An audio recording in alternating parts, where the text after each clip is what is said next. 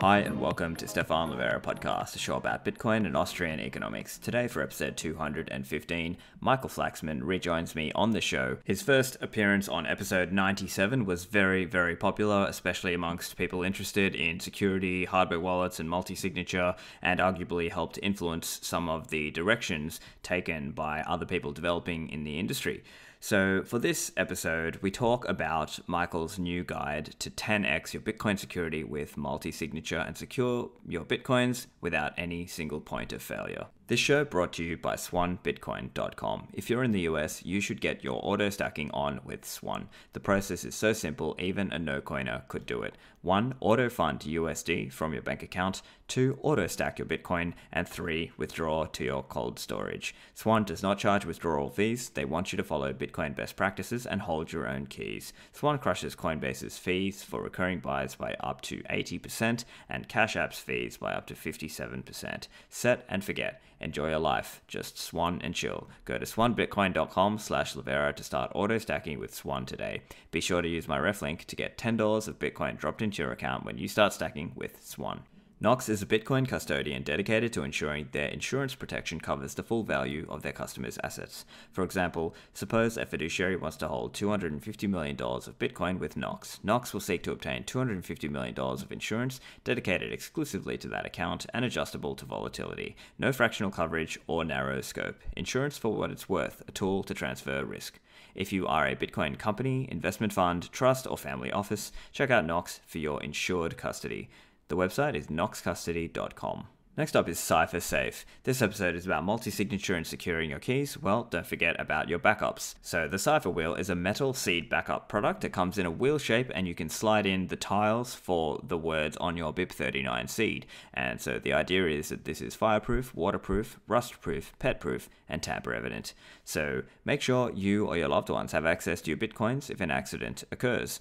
Orders are going out now. Go and order yours at ciphersafe.io and use the code Livera for 10% off. And lastly, Unchained Capital, Bitcoin native financial services. Unchained are doing great work to make multi-signature accessible, and if you're thinking about your Bitcoin security, why not consider going from zero to multi-signature with Unchained? You can either build it yourself with no setup or storage fees, or if you want assistance, there's a Vault Concierge onboarding package, and you can have hardware wallet devices mailed to you and have guided setup calls to build your vault together. The prices range from $1,500, which includes 2 hardware wallets, to $1,200, and this package includes $1,000 to go into the vault. Use the code Livera for a discount. Unchained also recently launched business accounts, so if you want to use them for your business treasury while still holding your own keys, this is a great option also. Go to unchained-capital.com. And now for the interview with Michael. Michael, welcome back to the show. It's great to be here. I'm a big fan of the podcast, so I love to be on it. Fantastic. Well, Michael, your first appearance on the show was very popular episode, and I think a lot of people took it as a bit of a nightmare episode, despite the cautions and saying, okay, look, let's take an incremental approach to this.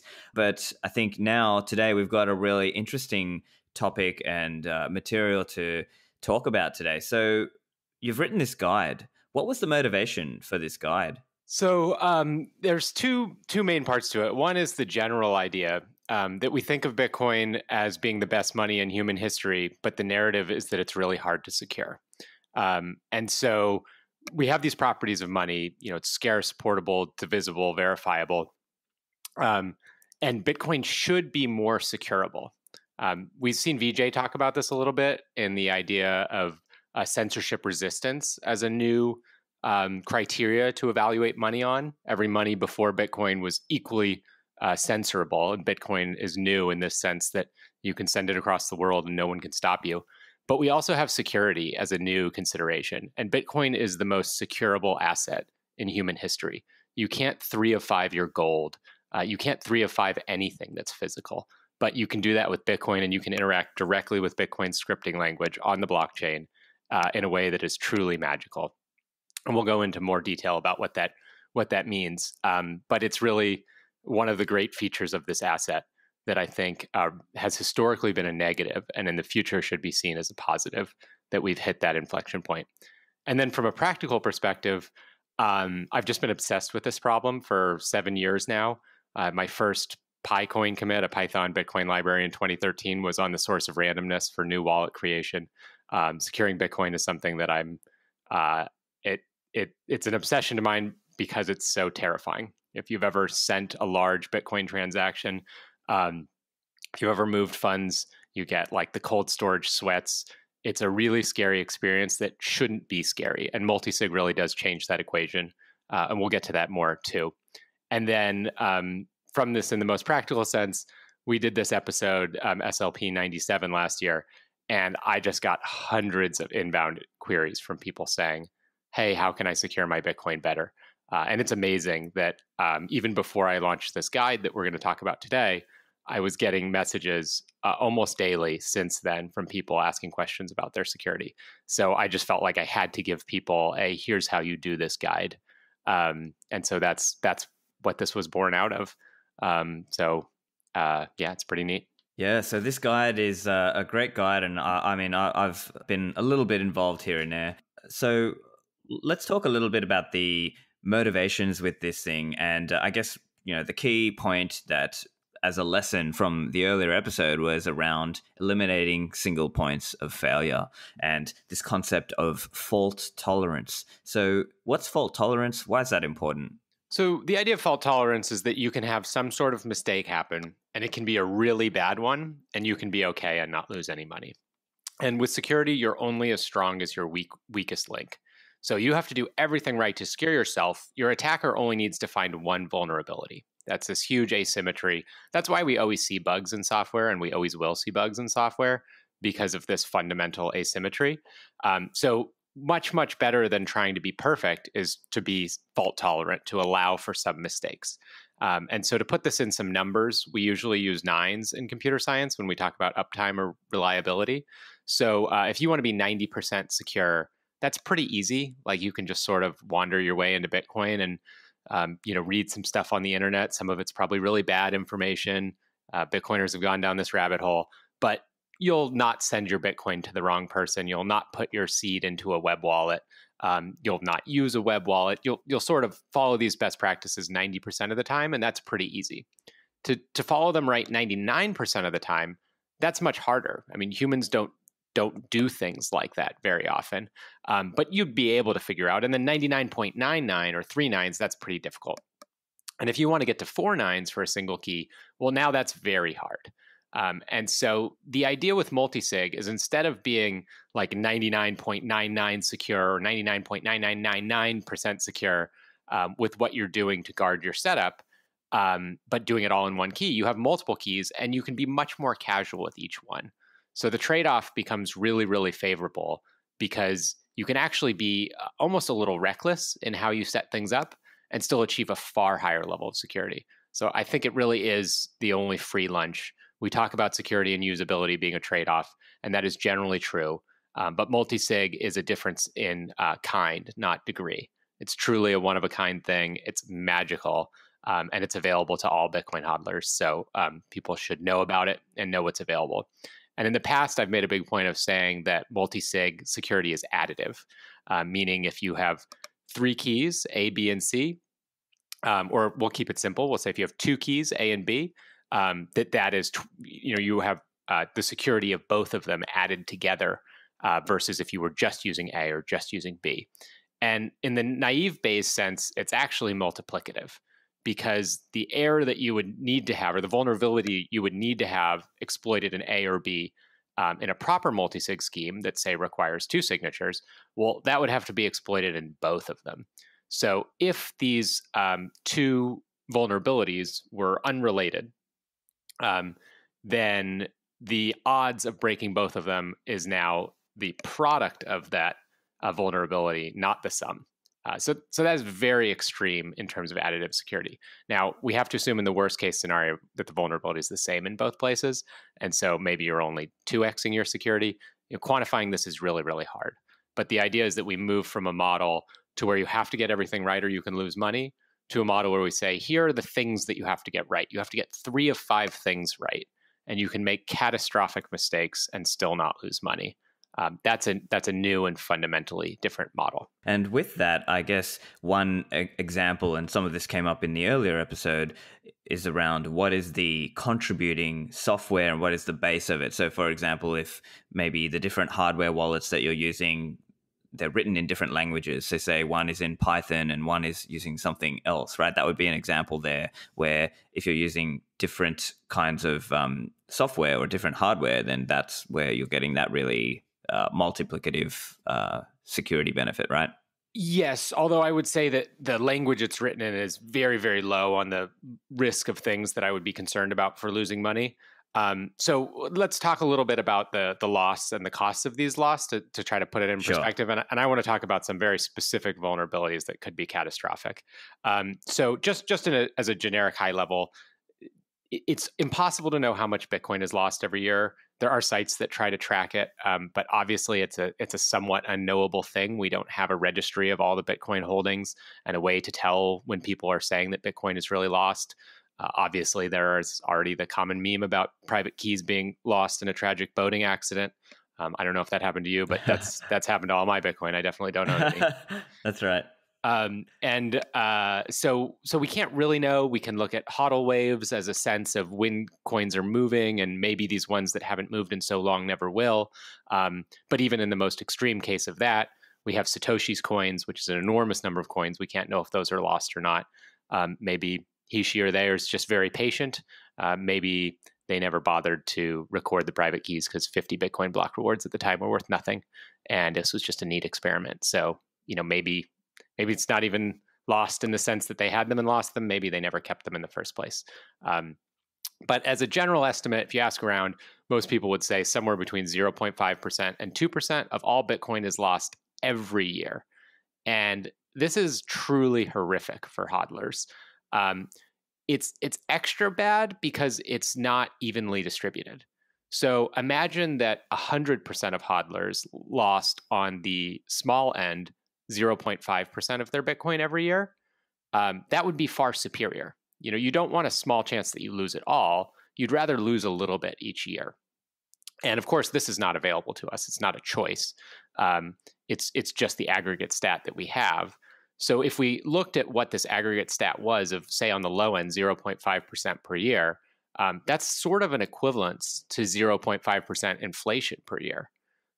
We would not look at that as Bitcoiners and think that's okay.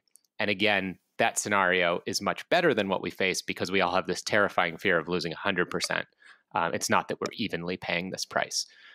Now, there is this popular 4chan counter argument that is, well, lost coins reduce the supply, and that's good for the remaining hodlers, which is technically true, but really not valid for two reasons. First of all, stolen coins don't reduce the supply. A lot of the losses are theft. And second of all, it's terrible PR. Bitcoin's reputation, part of the reason why I'm doing this podcast is because we have this reputation of being an insecure asset. It keeps people from wanting to buy Bitcoin. Practically speaking, those who lose their Bitcoin are unlikely to rebuy it. And so it's really not a good thing to have loss. So I want to start by a zoom out of this is the problem that we're trying to combat. And then maybe I could dive into some of the actual losses and what that looks like. Yeah, I see. And so I guess at a macro level, what you're trying to get at there is essentially people might not feel as comfortable getting started with Bitcoin, or they might have lost some Bitcoin and then not rebought. I guess maybe the steel man would be something like, oh, okay, well, look, longer term, it's not going to matter. They're going to have to do it. But I think to maybe the counter of that would be something like, hey, the more we can make this secure, the faster we can speed the transition into hyper Bitcoinization. And so if we're focused on security and we're trying to educate ourselves and educate our family and our friends on how to secure our Bitcoins, well, that arguably strengthens the system. So maybe let's start with some of the single points of failure. So you mentioned how it's very hard to get single signature right. What are some of those factors that make that so? Yeah, so I want to start with just the one that is absolutely terrifying, that the overwhelming majority of your listeners who use single key setups on their hardware wallets should be very afraid of. And hopefully this will motivate them to make a change. So there's a couple different things that hardware wallets do. And one of the most obvious things that we have to have it do correctly is generate your seeds securely. We can think of this as a form of random number generation because Your hardware wallet has some sort of random number generator in it, and it's using that to generate your 24-word seed. And we know that this is really important. We know to guard these. Bitcoiners back them up. Maybe they etch it into metal. They know not to share it. But the thing that's really, really hard to do is to prove a source of randomness. And in fact, it's almost impossible to prove, although we'll talk about a proof that we are using in the multisig setup later. We really can just observe a random number generator. So the joke is, like, if I asked you to pick a number between 1 and 1 billion, and you had a random number generator that was doing this, and you picked the number 7, well, I would be pretty confident that your random number generator was broken. Right. I couldn't prove that. 1 in 1 billion times it would pick the number 7. That's a valid choice. And certainly, if I queried your random number generator 10 times and it spit out the number 7 10 times in a row, I would say, okay, that's really, really unlikely. I mean, how many times does lightning have to strike in the same spot before you say something about that doesn't make sense?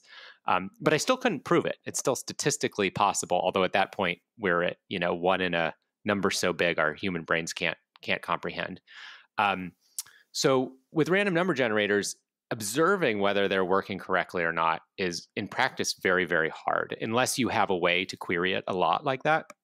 And with a hardware wallet, that's not really how it works. I mean, you boot it up, you maybe take it out of its packaging, you maybe plug it in, you go through some steps on screen, the buttons are very slow, you're setting up a pin, and then it says, here's your seed.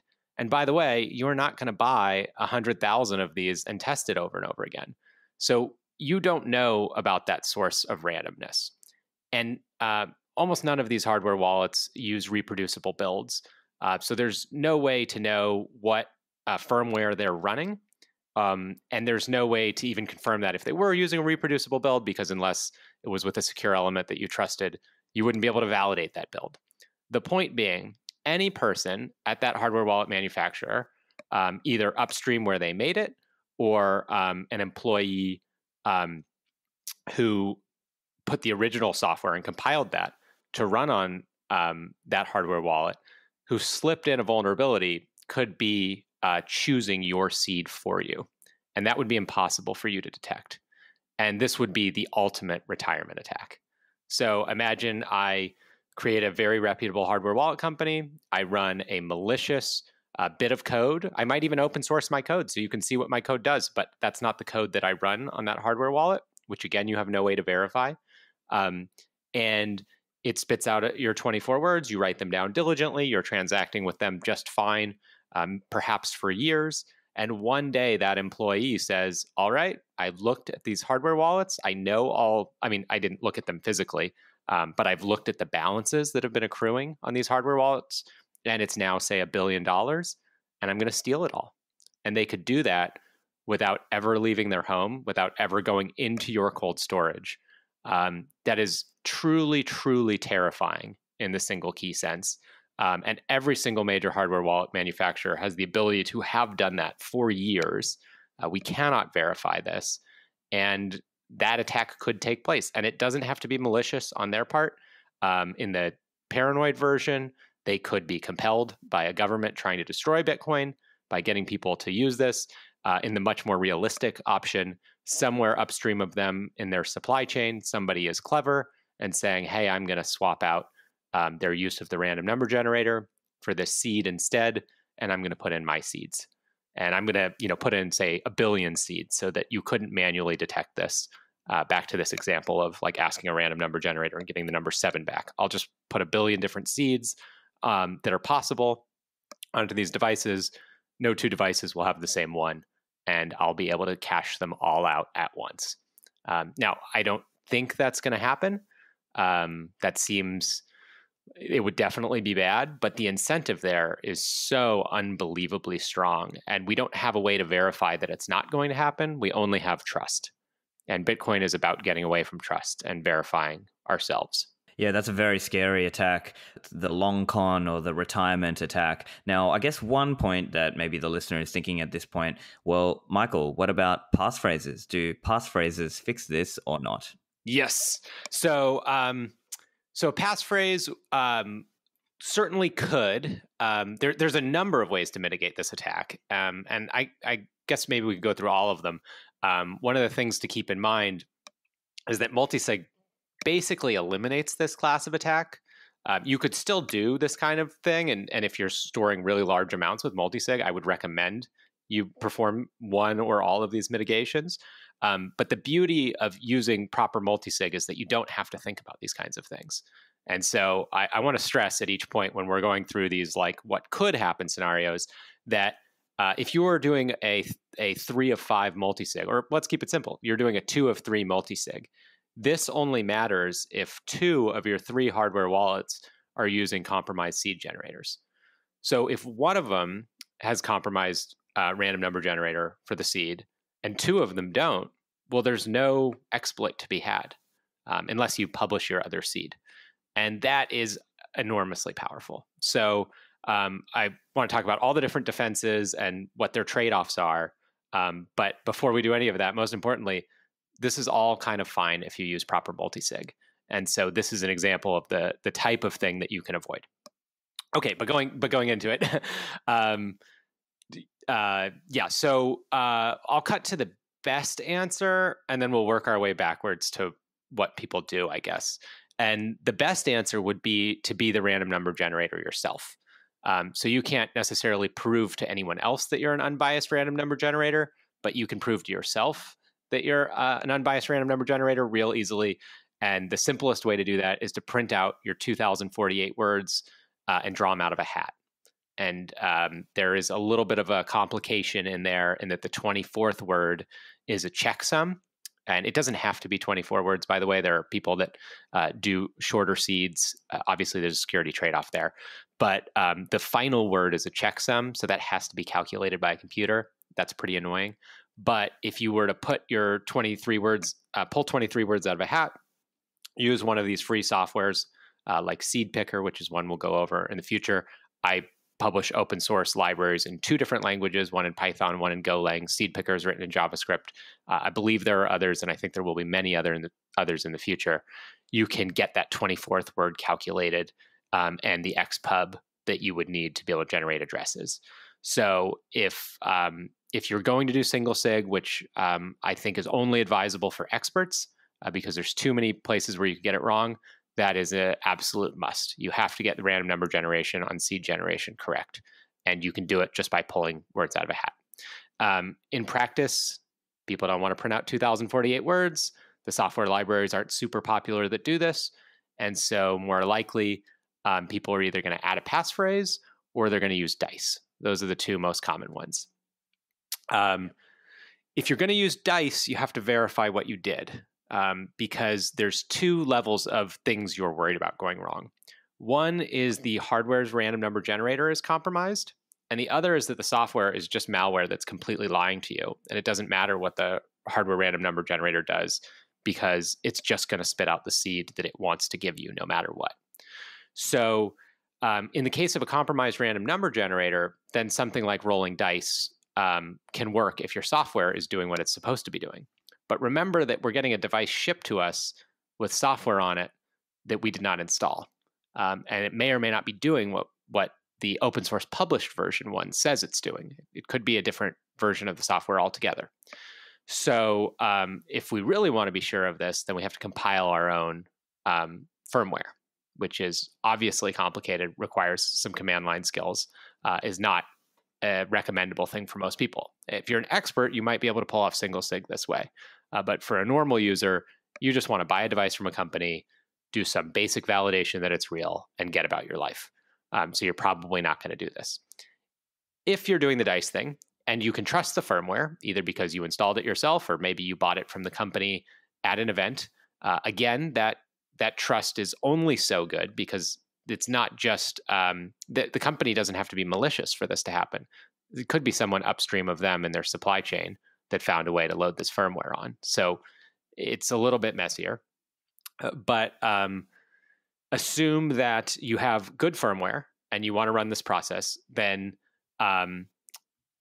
if the firmware is really running the software that you think you are, then probably you're just going to be fine because it's going to take your dice rolls and do what's called in cryptography XOR, or you can think of it as like blending it into the random number.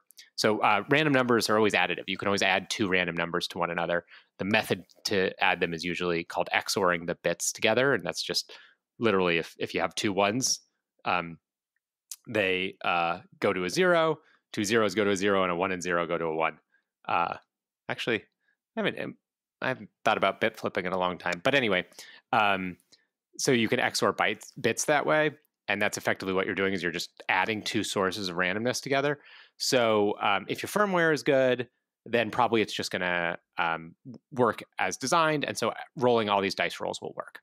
The scary part is imagine your firmware is actually not doing what you think it's doing. And you roll all these dice and it just ignores all your dice rolls and displays you all this info on the screen that's irrelevant and then says your seed is good, but actually it's not. So to be sure that your dice rolls worked, you have to do it again on another device that you trust and see that the two devices got the same output. And once you get into that land, it's like, well, if you're going to use two devices, just do multisig. That's the whole point. You don't have to have this level of extreme caution. You can just rely on the security of multisig in the first place. So I don't love dice. I don't want to say that they're terrible. But if you're not doing it again on another device and verifying it, then it can be close to borderline security theater. I see. And we have we just like dice because it's a natural human thing that we see them at casinos and we kind of understand the randomness. But what we don't understand is that those dice rolls need to map to those words. And that's not something we can manually verify in meat space. Whereas if we pull the words out ourselves out of a hat, then we can verify that those are the words we pulled out. And we just need software to tell us that generates the same addresses, which any hardware wallet or software can do for you. Yeah, so let me just walk that through in an example, hypothetically, right? So, I'm using the Coldcard and I'm doing the dice rolling function, right? Where you press 4 and you roll some dice and it changes the words of your seed, right? But hypothetically, right? So being, fully paranoid about this, what you're saying there is it's theoretically possible that, the firmware was changed in some way or that such that you think, oh, look, it's showing me new words, therefore I've got a new seed. But the reality is the guy who was, poning you upstream or whatever has set it up such that even though it's changing the words, those are still words that he knows and can use as part of his retirement attack, right? Exactly. It would be trivial for him to have a billion different outputs that he was waiting for. And they would look random to you because we went back to this random number generator example where, I demonstrate how you can't prove a random number generator is wrong. But if you have a billion outputs, you can spend a lifetime and you won't be able to prove that that's not random. And so you get the same output. And I want to clarify in this, I think Coldcard does many, many things right. I like them as a product. I recommend using them in their multisig. I think they've done great things for the industry. I think they're very transparent in many ways. It's not a slight on them. This applies to everyone. So yeah, it's not a specific issue to Coldcard. It's a specific issue to single key signature schemes and relying 100% on something that you can't verify. Exactly right. Okay, so let's move on to other single signature, single points of failure. So we also have to guard against exfiltration. And so I guess periodically we see some of these attacks. Let's say Ledger Don John will do an attack and show, oh, hey, here's how we were able to exfiltrate the private key material from the device, right? Yeah. And so the biggest area you see this is in the air gap. This is why I really like QR code based air gaps. And we'll see this in the Kobo Vault, which is a new product. Their air gap is spectacular. Plus it creates a great UX. But anytime you're plugging a device physically into your computer, well, it's definitionally no longer air gapped. The whole point of an air gap is that you have a gap of air surrounding the device. An SD card is kind of like this middle area where it's definitely better than SD card because the USB stack has so many more vulnerabilities. I mean, imagine in the worst case, for example, that the hardware wallet you bought was not genuine. You plug it into your computer. It's actually a keyboard because it's a USB drive that you plugged into the computer, and it takes over your computer and starts installing malware from the internet. And now your computer actually is malware infected, as is one of your hardware wallets. That's a scary position that you could be in. that's avoidable if you don't plug your hardware wallet into your computer. So that's just one example, one of many, many. A proper air gap means it is gapped by air. An SD card is sort of like a pretty good cheater that gets you most of the way there. We did see in the case of Stuxnet that the US government was able to jump the air gap into the Iranian nuclear reactor, which is some crazy James Bond stuff. And an SD card and a USB pen drive are not exactly the same thing, but I wouldn't want to rely 100% on that air gap, although it is definitely better than just keeping your seed on your software wallet. There's also the secure element aspect, and on some of the attacks that they use, they do again, this goes beyond me, but some of them use these things like differential power analysis and other ways to try and basically, once you have the device physically, that you can extract the seed out from it. And there have been attacks of this nature disclosed against, say, the Trezor wallets and others. Yeah, these are almost considered like a side channel attack because the fundamental cryptography isn't broken, but there's some side channel where you're able to listen in. And so if you're doing like ECDSA signatures, there's a lot of like arithmetic happening, and you could listen potentially to what that workload sounds like for the processor, and then determine from that pattern of noise what the key was. Realistically, I think this is very, very low concern. Like if you're looking at Glacier Protocol, they're running noisemakers and stuff. I wouldn't be too bothered by this. But again, this is where multisig is different, and each device would be different. Each device would need an attack specific to it. I do remember reading some standards once about like computers that were on tables and how that sound traveled through the wood really far, which was kind of terrifying because a wooden table on a wooden floor, and it could travel through the table to the floor. But again, this is like some extreme James Bond stuff. This is not what I worry about at all if I'm using multisig, because I'm using different wallets by different vendors that are performing this stuff slightly differently. So just being tuned to listen would be pretty hard, assuming it's even possible. It's theoretically possible, but who knows if it's practically possible. And the bigger one that we see with the secure element is the physical security. So the idea that like you want to know that nobody could have broken into your safe and found your Coldcard and then pulled the seed off it. And that is something that is definitionally different between the devices with secure elements and the devices without secure elements. Is that in theory, the ones with secure elements, even if you had physical possession of the device, you wouldn't be able to extract the secret. And part of that is because the secure element, it will be encrypted. And in order to decrypt it, you need a key, usually that's on the secure element. And in order to get that key, you need to enter your PIN.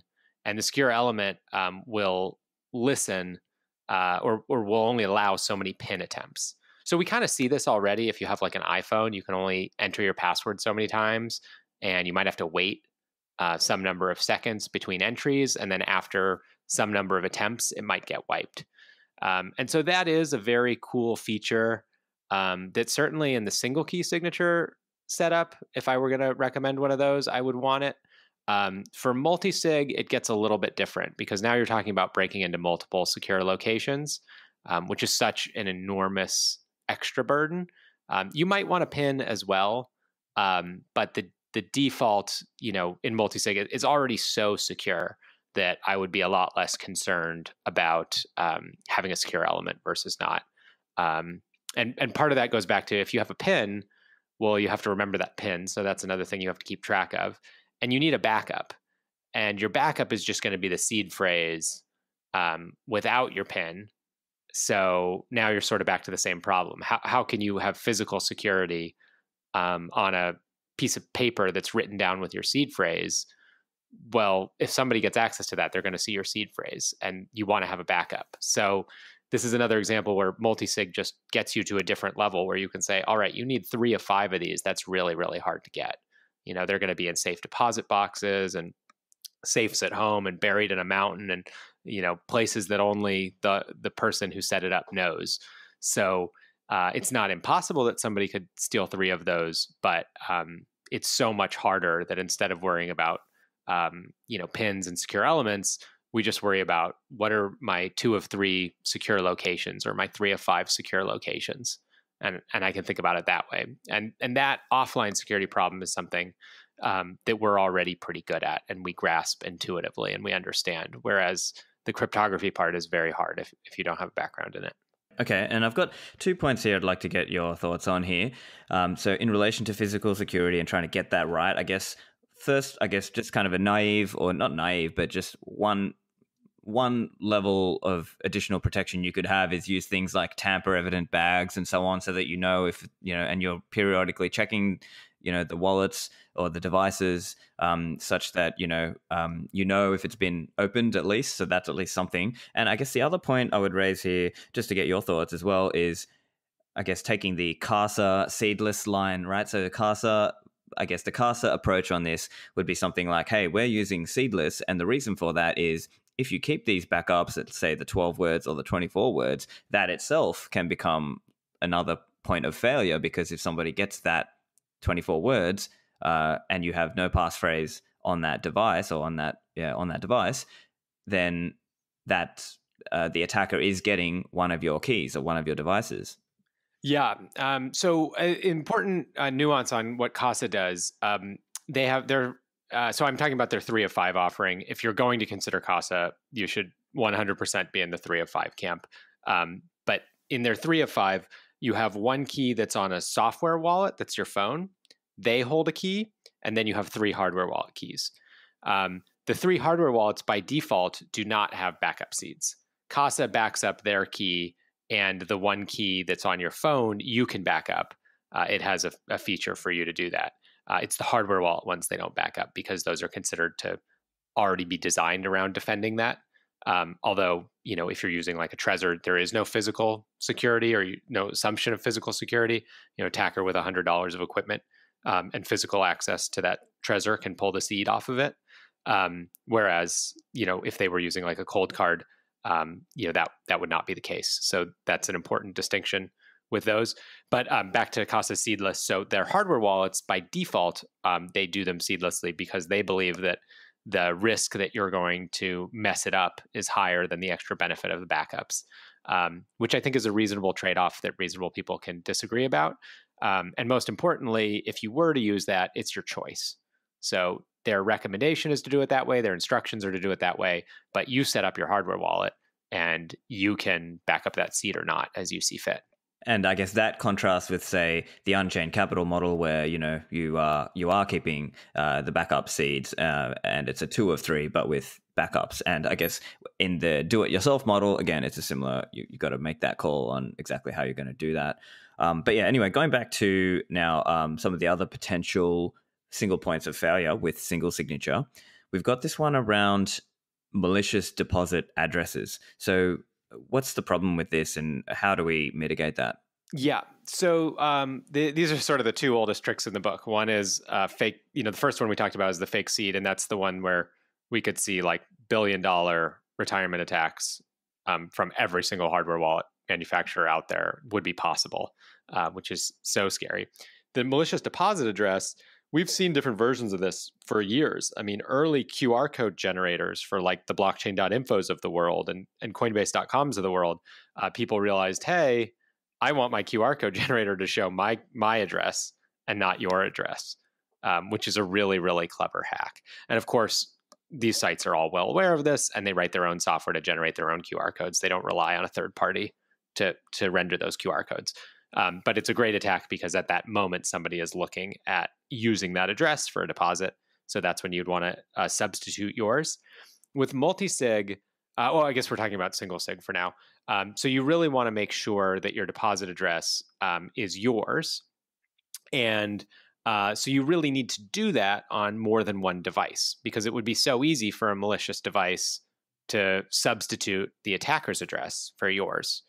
And if you're going to verify on 2 devices, again, we're back to the multisig land, where multisig is perfect for this. You can have 2 devices by 2 different vendors that are part of the same 2 of 3 quorum, and you can get that level of security without having to do one device extra perfectly and put that seed on 2 different devices and check everything. So that's another example of where Multisig just gives you this for free. Yeah, so I guess the guidance around that is around making sure that you can check the address on your device. And I guess depending on the device and the software you're using, there are varying levels of support for this as well, right? Yeah, this is something we'll get to more later because in the multi-sig scheme, it's more complicated, and there have been a lot of advances here, which is really great. The other common single sig worry is about change in your spend. So in Bitcoin, we think of like, I'm going to send you $10. In Bitcoin, we're dealing with UTXOs, and I may send you a UTXO for 2 Bitcoin, or I may spend a UTXO with 2 Bitcoin with 1 going to you and 1 is changed back to me. And so making sure that that 1 is changed back to me and not changed back to my attacker is really important. And this can be very asymmetric because if I have a 1 Bitcoin UTXO that I need to spend, it's my only UTXO, and I want to send you 0.1 Bitcoin, well, the change is going to be 0.9 Bitcoin. So the change can be 10 times larger than the spend. So I need to be sure that change really does belong to me.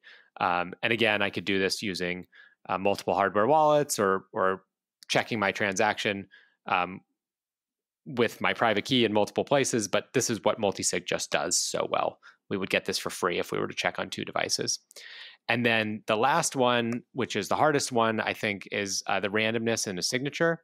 So the way ECDSA works is you prove that you have had possession of the private key. And the private key is just this number between 1 and 2 to the 256. And in order to give that proof, you use what's called a nonce, or a number used only once. And you perform a cryptographic trick where you do something that is only possible if you had the private key and the nonce. The thing about it is if anyone else has the nonce and they have the signature, then it's trivial to get the private key. And so you need to know that this nonce is truly random. And now we're back to this problem of proving random, which we practically speaking is very, very hard to do. And so you could get a hardware wallet that this is called a chosen nonce attack that inserts the attacker's nonce. And you wouldn't be able to tell until the transaction was broadcast, and then they could potentially get that key. Now, there's a whole lot of asterisks in all of this. You would get the key for that signature only. That doesn't mean you would get all the other keys for that wallet unless you had their extended public key, which some wallets by default, like Trezor and Ledger, do send extended public keys out to remote servers when you boot them up by default. Advanced users can find a way around it, but by default, that's what happens with those wallets. So that is scary. So only in that small correction there. Oh. I think with Ledger, it is they don't actually send the XPub. I think they just direct query the next 100 addresses. But I believe that's correct for Trezor. Just so you know. Thank you. Sorry, don't want to misstate anything on that. And I could be not up to date on that. I haven't tested the Ledger thoroughly in a while. So this attack on the chosen nonce attack, it is terrifying, but probably narrow. And again, almost completely solved using Multisig, because if you're signing on 2 different devices by 2 different manufacturers, your attacker would have to compromise the nonce or the random number generator usage on the nonce for both of those devices. And then that still only by default gets you the key for that transaction, which has a validly signed which was validly signed. So maybe it's just going to get mined. And then if there was no address reuse, then that key wouldn't be protecting anything else. So maybe this attack could exist in the wild and it would not be a problem. But there's so many ifs there, and it's so squirrely. If anyone has that XPub and that child private key, well, then they are going to get all of your active private keys. So then it's horrifically bad. And again, Multisig would just protect you from this. Proper Multisig with multiple vendors, you don't have to worry about this. Yeah, that's pretty scary. And so I guess just for clarity there, part of the reason for that comes down to hardened derivation versus unhardened derivation. And so my understanding here is Bitcoin Core uses hardened derivation, but basically, well, pretty much every other wallet in the space, for usability reasons, uses unhardened derivation. And that's what gives rise to the possibility of that, right? Well, so that what you said is technically correct.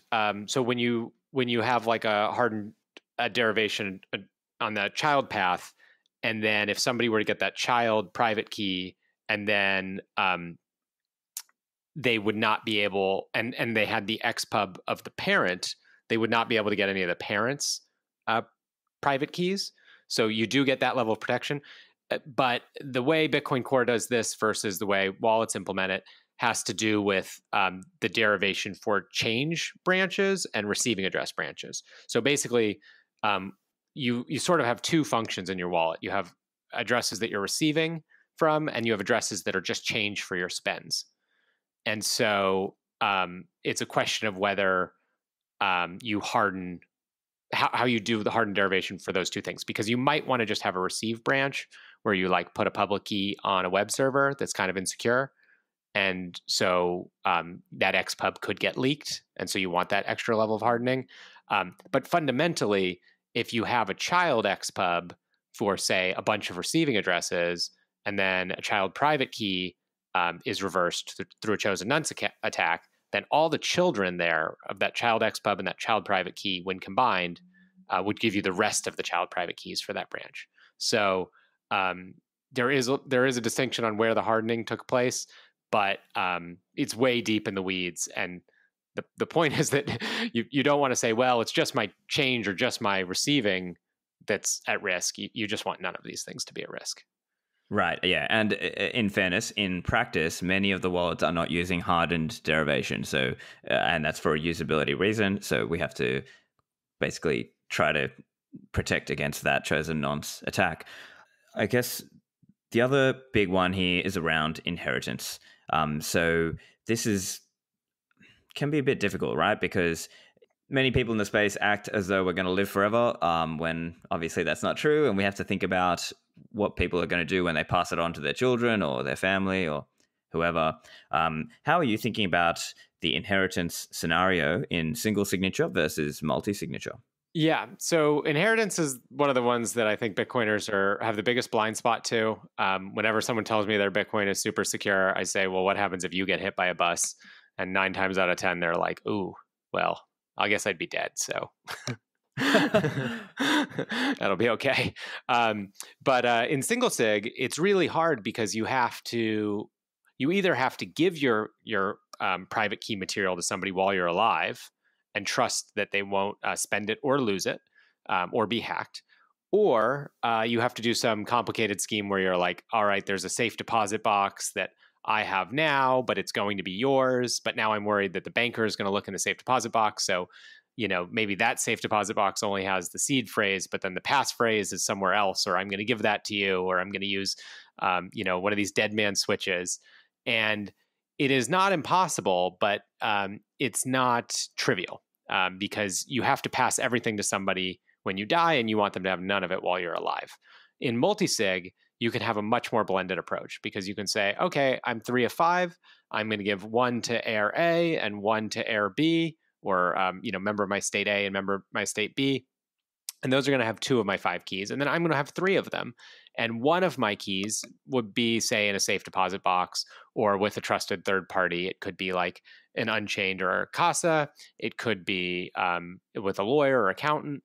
And the idea is there's sort of a natural flow there. And maybe there is some room, depending on the situation, for collusion while you're alive. But again, this is like your heirs colluding to get their inheritance. They're probably the people that you want to have the money. So it's a natural, smoother progression, and it just works really well. So it's sort of the biggest one. If you care about what happens to you when you get hit by a bus, then multisig inheritance is great. And I think it's something a lot of Bitcoiners should care about. You can almost think about it as a free life insurance policy. If your Bitcoin dies with you, then if you were able to find a way to make it pass along, you can kind of put a price on what that would be worth. Like if you have, $1 million of Bitcoin, what $1 million life insurance would cost you. what $1 million life insurance policy would cost you. Now you can set it up by making sure your Bitcoin isn't lost when you get hit by a bus. So there's real value to be captured there. And I think that's one of the biggest opportunities for the multi-sig service providers like Unchained and Casa, because this is such a valuable thing. Yeah, for sure. All right. Now, we got to think about security versus deterrence. So how should we think about that when we're thinking about securing our keys? Yeah. So it's so common that when we talk about these things, security is like an endless rabbit hole you can go down. Nothing is 100% secure. Security is not a binary. So there's always going to be a yeah, but, or I have this thing, or I prefer that. The way I want to try to phrase it is you can think of security as like a garage with a tall electrified fence. It's topped with razor wire. There's an alarm and surveillance system. There's automated flamethrowers. It's surrounded by a moat of alligators, and you're defending a Honda Civic. Like, that car is not going to get touched. And there's giant signs everywhere. Deterrence is parking that same car on the street and putting the club on the steering wheel. Deterrence is rob the guy next to me. And that's probably what's going to happen, because the car next to you isn't going to have the club, and so your attacker is going to move on to that car. But if your car was a Bugatti or some, really fancy high-end car, the club is not going to really do anything. And so that's what a lot of these defenses are. They're weak guarantees, and they don't reduce theft in aggregate. They just shift the robberies onto less suspecting victims, which, to be fair, are the ones that weren't willing to do as much work to prevent it from happening. So, maybe they didn't care as much. But multisig makes attacks impractical, and so we can reduce the aggregate number of attacks, which is the really cool part. So if you knew it was going to be this hard to steal someone's Bitcoin because they do all of this stuff, well, you might even try less.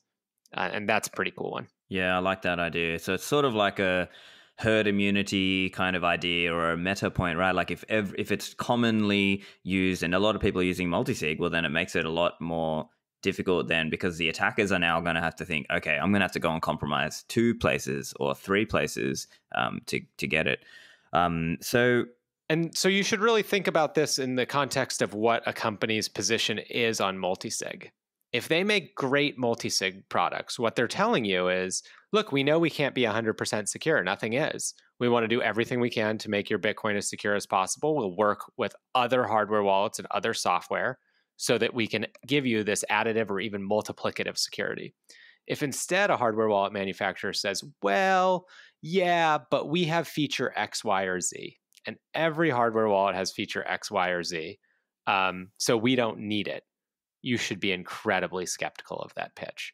Because all hardware wallets, remember we started out, have the ability to have not been using their random number generation software as they were supposed to be. They could be doing that attack right now. They could have been doing that attack for years, and they're just waiting for enough billions of dollars of value to accrue before they walk away with the money. So, they can talk about their advanced features, but it's all trust. It's not verification. And multisig fundamentally changes the equation. Yeah, so it becomes about the ecosystem and how the whole overall space is going. And we've had some developments in that. And I guess, yeah, so my next question to you would be, how, in your view, has the hardware wallet and multisig space evolved since SLP215 in August 2019? This is one of the things I'm most excited about. So we've just seen a ton of improvements in software, hardware, and the hosted services as well, although I don't explicitly endorse them. And I do think they have some room for improvement still to go. So let's start with the software. The really exciting one is Spectre Desktop. You've done a great interview with Stepan and Ben. I'm sorry, I don't remember the episode number, but that one was really good. 205, I think. Yeah. 205. And Spectre Desktop has great features. It's basically designed to be used, which I think is sort of the biggest thing that sets it aside from the others. It's really simple. It's designed so that you don't shoot yourself in the foot, and it's all designed around keys, a quorum of keys going into an address, into a wallet, and then that wallet generating addresses and signing transactions. And it's pretty straightforward that you can attach hardware wallets to it. You can attach your You can do something like Seedpicker, which we'll get to, where you generate your own seed yourself, and you put that in as part of your quorum. It has a one-click binary. It's compatible with other standards. Runs off of Bitcoin Core, and even I submitted a pull request to it that got merged in about a month ago or a couple weeks ago that adds Merkle proofs, which is a really cool one for future use, where you could it's not really designed to be used this way just yet, but in the future, you could have a friend or family member who runs a Bitcoin Core node who's able to see your privacy information, but you wouldn't have to run your own Bitcoin Core. You could trust them for consensus rules, and then that would make your setup much, much easier. Obviously, that comes with risk. You should run your own Bitcoin Core, but as a simpler one, you can use Merkle proofs in Spectre that way. So Electrum has also made a lot of improvements, but I would describe Electrum as less painful to use than it was before. I would only recommend it for expert users. It's really challenging. There's so many gotchas. And I think the expression that comes to mind is a popular one in cryptography. You don't want your cryptography to feel like juggling chainsaws while blindfolded. And that's what Electrum can feel like. There are steps that are not so easy to use. I guess we'll get to that later. But Spectre Desktop is just the product that was built for this. It really is great. I became an open source contributor to it because I like it so much. That's awesome. We've also got Caravan as well by Unchained Capital. Yes, this has come a long way. This time last year, I believe it only supported pub keys, and you could put in a bunch of pub keys and generate a single address. And now Caravan supports whole wallets, so you can put in extended public keys and it will generate you addresses deterministically.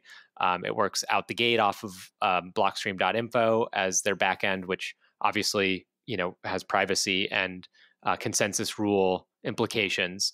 But you can get started that easily, or you can power it with your own full node, which is what you should do. So that's pretty neat.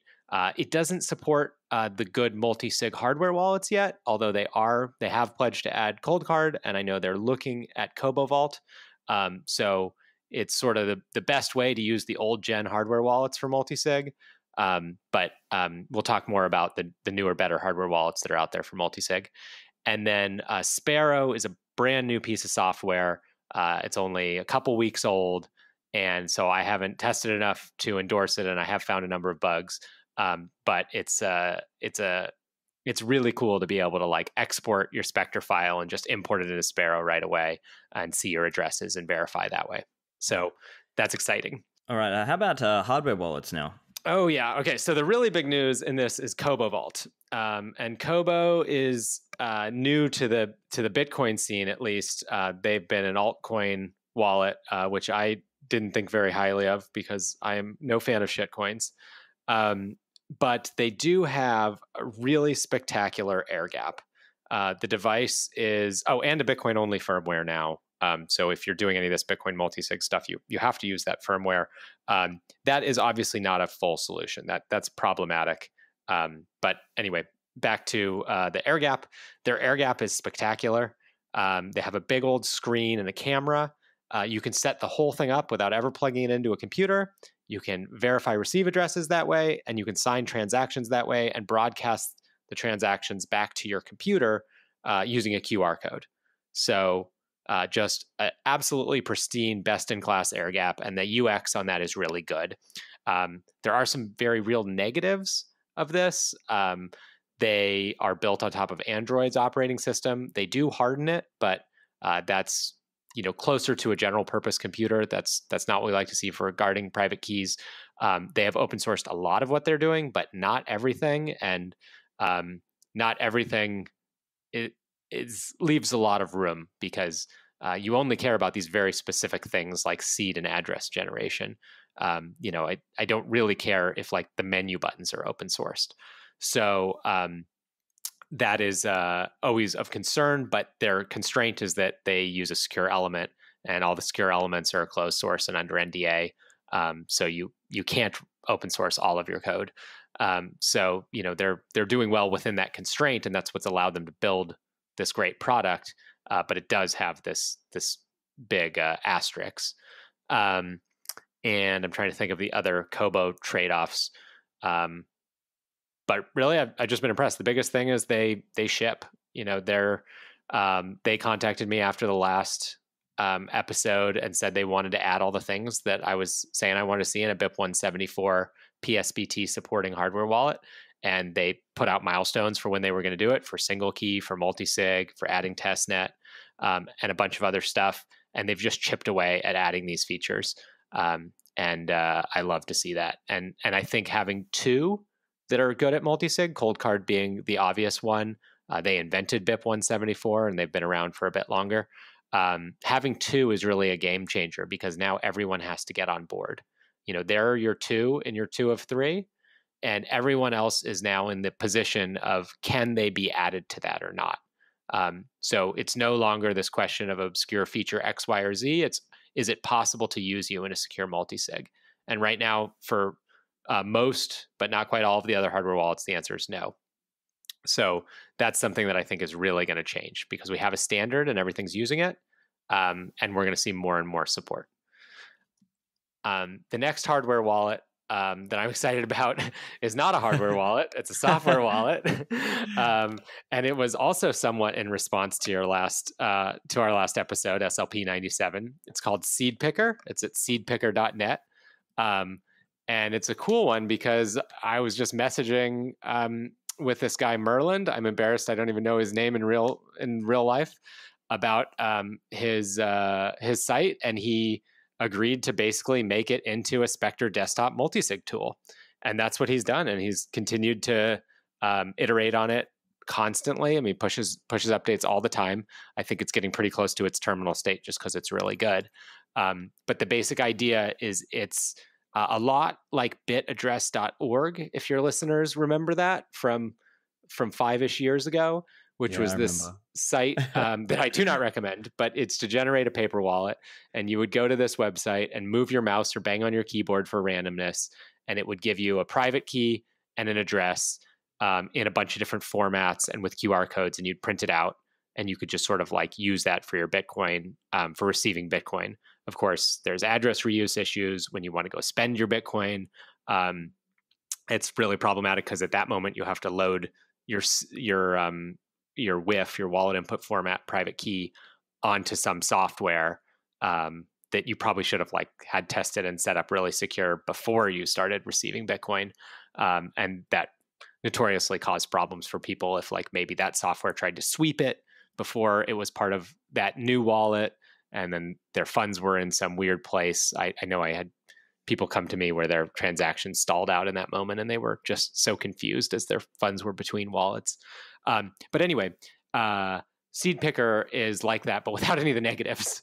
So you are the randomness. You pull 23 words out of a hat. It also has a guide if you want to use raffle tickets or other ways to do it, so that you don't have to print out 2,000 words and draw them out of a hat.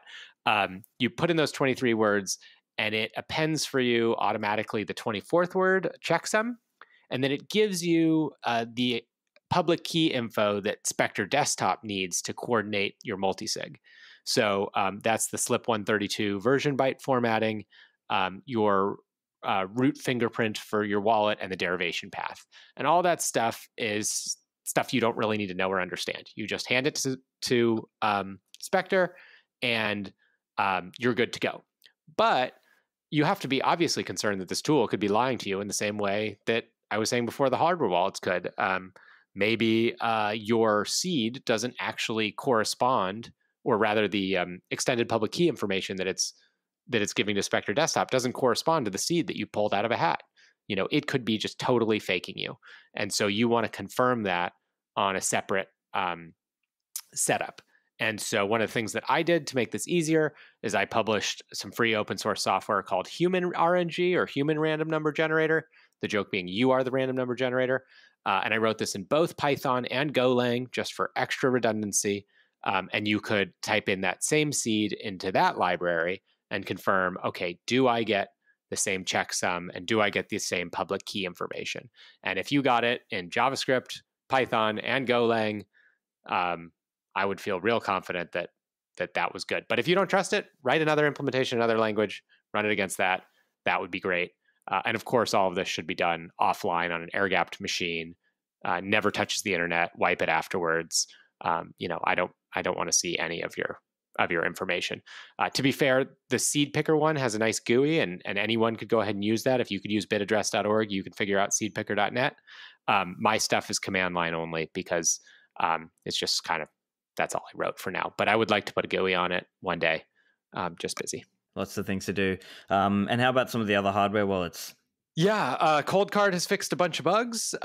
There was a huge one having to do with extended public key ordering. That was this like mystery bug that persisted for 11 months, where sometimes the Coldcard just like couldn't verify receive addresses on the screen. And that got merged about a month ago. The Trezor recently added support for stateless address verification. That came through your sponsor, Unchained. Their CTO, Drew, submitted a pull request that added this functionality. I would say badly missing functionality to the Trezor. So you can now, with a Trezor, prove that this Trezor is part of this quorum. Now, so, if you have a 2 of 3 and you have a Trezor, you want to know, like, hey, is my Trezor even included in this address? Yes, I'm one of the 2 of 3. Now, there is an obvious negative here. You're only one of the 2 of 3. The other 2 could be your attacker. So you need to verify that's not the case. And Kobo and Coldcard have some built-in defenses against that. Trezor is stateless, so it doesn't store the information of your other cosigners. So that's a huge vulnerability for using Trezor for multisig, but still, it's a big improvement from where they were before. And then Ledger has strangely come out kind of against multisig in a bizarre turn of events. And actually, I wanted to address that a little bit. On SLP215, shortly after our last interview, Charles, their chief information security officer, I'm not sure if I'm pronouncing his last name correctly, Guillaume, he said, and I quote, "A tiny mistake can lead to massive loss at scale. And this is very concerning to me." And I thought this was a really bizarre thing for a security company to say. This was his response to a question about multisig. And they don't really support multisig. They can't verify a receive address in any way. On spends, they can't tell what change is, which makes sending very hard for anybody but an expert user to verify. And it's sort of a bizarre one. The only thing that I can think is that they offer this competing single sig product that works between other closed source Ledger devices. So you could have a quorum of Ledger devices, use cryptography that's totally outside Bitcoin or the blockchain to validate that like M of these devices have agreed. And then they'll sign a transaction that they broadcast on chain. And that would support like hundreds of shitcoins. And those coins may not support on-chain multisig. So that's my guess at what Ledger is getting at. It was very weird. I even called out one of the quotes from your episode and tweeted it out. And they said that they wouldn't respond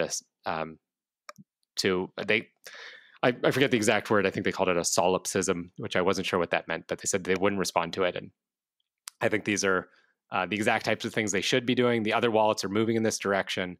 The additive power of multisig is really cool, that even if a wallet, say like Ledger, is closed source, I don't have a problem with that. That could provide additive security in a multisig environment. So I think their stance is very bizarre and sort of uncharacteristic in the rest of the industry. So I hope that they will reconsider adding support for multisig in the future. Yeah, for sure. And also thoughts on the hosted services. Oh, they've gotten much better too. So the big one is address verification. This was, I basically didn't want to talk about these services publicly because I love multisig so much, but they didn't have much in the way of address verification in the past. And now they do. So that's gotten a lot better. Unchained can verify, and you can verify an address on your device with just a Trezor. With Casa, they support Coldcard as well. Coldcard is sort of like the gold standard, or at least the innovator for multisig. They invented BIP 174, and they're sort of the first to do it well. So on Casa has the big advantage that you can use both Trezor and Coldcard, and you really should be doing multi-vendor multisig, because again, the scariest attack would be that you buy 2 of one device, and the random number generator on that wasn't being used correctly, and then 2 of your 3 seeds have been compromised just because you bought 2 devices, and maybe you got them from the provider, maybe they sent them to you. So there's just so much room for tampering there. So Casa does support both Coldcard and Trezor. Neither of these guys support Kobo. I know they're both looking into it, and we'll see when we get into this guide about some of the advanced features Kobo has and why you really want to have that as part of your quorum. There are negatives with Kobo. I don't want to say that it's a perfect device, but for multisig, it's just compared to what's out there, it's sort of like a must-have for your quorum. Yep. They also, the hosted services have gotten much better at sovereign recovery. So Unchained has this slick caravan tool, and they have a little video on their website, and you can see, like, if we went out of business or we were malicious, this is how you'd get your funds unstuck, with your 2 hardware wallets. And it's like as easy as you can make this. And then Casa will show you how to do it with Electrum. That's really hard. I would say that's expert only level stuff, but you can do it. And obviously it's not a normal use case. I mean, Casa makes money every month that you pay them, so they're not looking to go out of business or anything. So I think that's okay. And if some crazy event happened and you had to pull out of Casa on your own and they were no longer responsive, they do have these sovereign recovery instructions that are just difficult because of Electrum constraints, but they're doable. So if you had to figure it out, you could probably figure it out. So yeah, those are my asterisks. I think those services are about to be so good, especially when you layer in inheritance. But I think they're just still not quite where I'd want them to be yet. Gotcha. Yep. And just another small correction with BIP 174, I believe that was actually written by Andrew Chow. But to your point, I think it's that Coldcard were the first to support it, and in terms of hardware wallets, and their wallet is natively PSBT. So that's I guess that's the point you're getting at there. Yes. And sorry about that. Yeah, no, that's fine. Just wanted to make sure Andrew Chow got his shout out because he did make it. And with, I guess, and it is Andrew Chow's HWI that powers Spectre Desktop, which allows for all this multisig stuff to be accessible to the masses. So maybe Silent Hero not getting credit. Yeah. It puts in a lot of work to keep that going, I think. And now, I guess the main counter argument, when I talk to someone like Rodolfo, the CEO of CoinKite, the creator of Coldcard, he might say, look, multisig is great, but a lot of people shoot themselves in the foot because there's a lot of complexity with this. What are your views on the complexity of multisig and whether it is worth it? Yeah. So I remember once Brian Bishop, a Bitcoin Core developer, said this at Austin Bitcoin Developer Meetup. And I don't know whether it was his originally or whether this is somebody else that he took this from. But he said that multisig doesn't add any complexity. It just forces you to perform the steps up front. And I think that's really spot on. So you should be verifying your seed when you generate it on 2 different devices, and single sig users notoriously do not do this. It's got to be single-digit % at best. So if you're doing single sig correctly, you should be verifying that twice. Well, you could just have 2 hardware wallets and create a seed twice that way, and be much more careless about your level of caution at each step. Whether it's updating your firmware, or are you going to roll dice or use Seedpicker, or just trust the thing because, hey, you bought it from them at a conference and they seem reputable. So I would say the main point that he's making was true historically, but it's just not true anymore. Multisig used to be really, really hard when it was Electrum only, when we didn't have Kobo, and when Coldcard had their integration with Electrum was not so nicely done. And Electrum was, for almost a year, did not release a new binary. So you had to build this stuff from source, from the command line. All of this stuff used to be hard. And I think all of his complaints were very, very fair then. I wouldn't say that it's easy now. I would say it's intermediate now, but it's getting easier. And also in Rodolfo's case, he's running a business and he's dealing with the consequences of customer mistakes all the time. And so while they've done some really good things like implementing PSBT, they're a business. They have to focus on the present and not so much, where the future growth is. And the future growth is going to be in multisig. And they're doing a great job at that too. So they're going to sell devices. And I'm not saying that they're built on the past, but they're just focused on, responding to the issues they've had in the last 6 months. And in the last 6 months, people trying multisig have run into issues. A lot of those are just way, way, way better now. I mean, if you're trying to do it on Electrum and you now try on Spectre Desktop, it's a different game. If you were trying to do this on, a ledger and instead you try now to do it on a Kobo Vault, it's day and night. So I think try again and revisit that statement as time passes. But we've reached this inflection point now because everyone's sort of using a standard. Everything has to be coordinated across multiple devices and multiple software. And so we've ossified on a standard for the most part. There might be changes to it, but they won't be backwards incompatible. And so for that reason, everyone used to be really afraid about building something that wasn't going to be the way that other people would do it. And when hardware wallets would come to me and say, hey, we want to do more multisig support, but we just don't we want to just work with whatever's going to be the thing that everyone uses. And now that equation has changed. Now there is a thing that you can do a 2 of 3 with Cobo and Coldcard and a free open source software wallet. And that's great. If you want to layer in a Trezor, you can, although there are some hesitations. I would say that's for expert users. And there will only be more that want to be a part of that scheme and that want to improve how they perform in that scheme. So I think this is so exciting. I could not be more thrilled.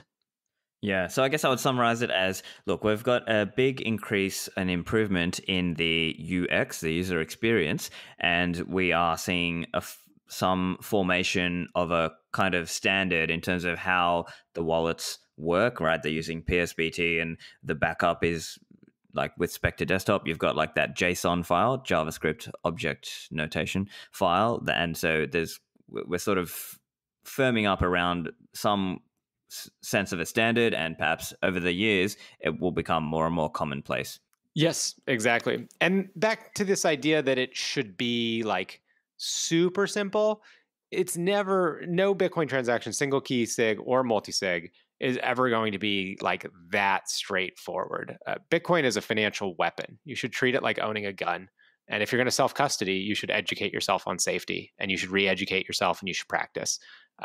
Bitcoin is the insurance policy that money can't buy, but you need to know how to make good on that policy. No one's going to do that for you. So it's gotten a lot easier. It's getting better all the time. It's going to get even better, but it's never going to be as simple as sending a tweet. And that's okay. Yep. Before we get into the guide in a bit more detail, we've got the last point I wanted to cover, which is around, let's say you just use Coldcard, single signature, and you use a long, say 6 or 7 word passphrase. Why should we still use multisig instead of that single signature setup? Yeah. So you're solving a specific class of attack, which is the random number generator on seed generation. So imagine that your seed phrase was compromised, but you have the 6-word passphrase, and that's a long passphrase. So now you have to remember and store that. That becomes a new bit of complexity. And in the multisig scheme that we're going to go over, I do not recommend passphrases except for expert users. If somebody has to break into 3 of 5 secure locations, that's going to be really, really hard to pull off. Then only once you think that's a realistic concern for your threat model, because you're storing, $100 million in Bitcoin, okay, then you start worrying about passphrases. But for most people, passphrases are not going to be a consideration in multisig scheme. In single sig, you would need to have a passphrase, or it's a very good practice. We'll say it that way.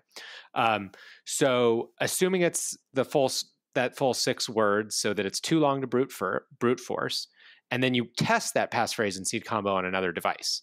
Because remember, the easiest attack in the book is to just let you enter, a 24-word seed and a really, really long passphrase and ignore the whole thing and just show your attacker's deposit address and not even use it in the first place. So you need to verify that all on another device. If you did all of that, then you would solve all of the problems that had to do with the seed and receive addresses.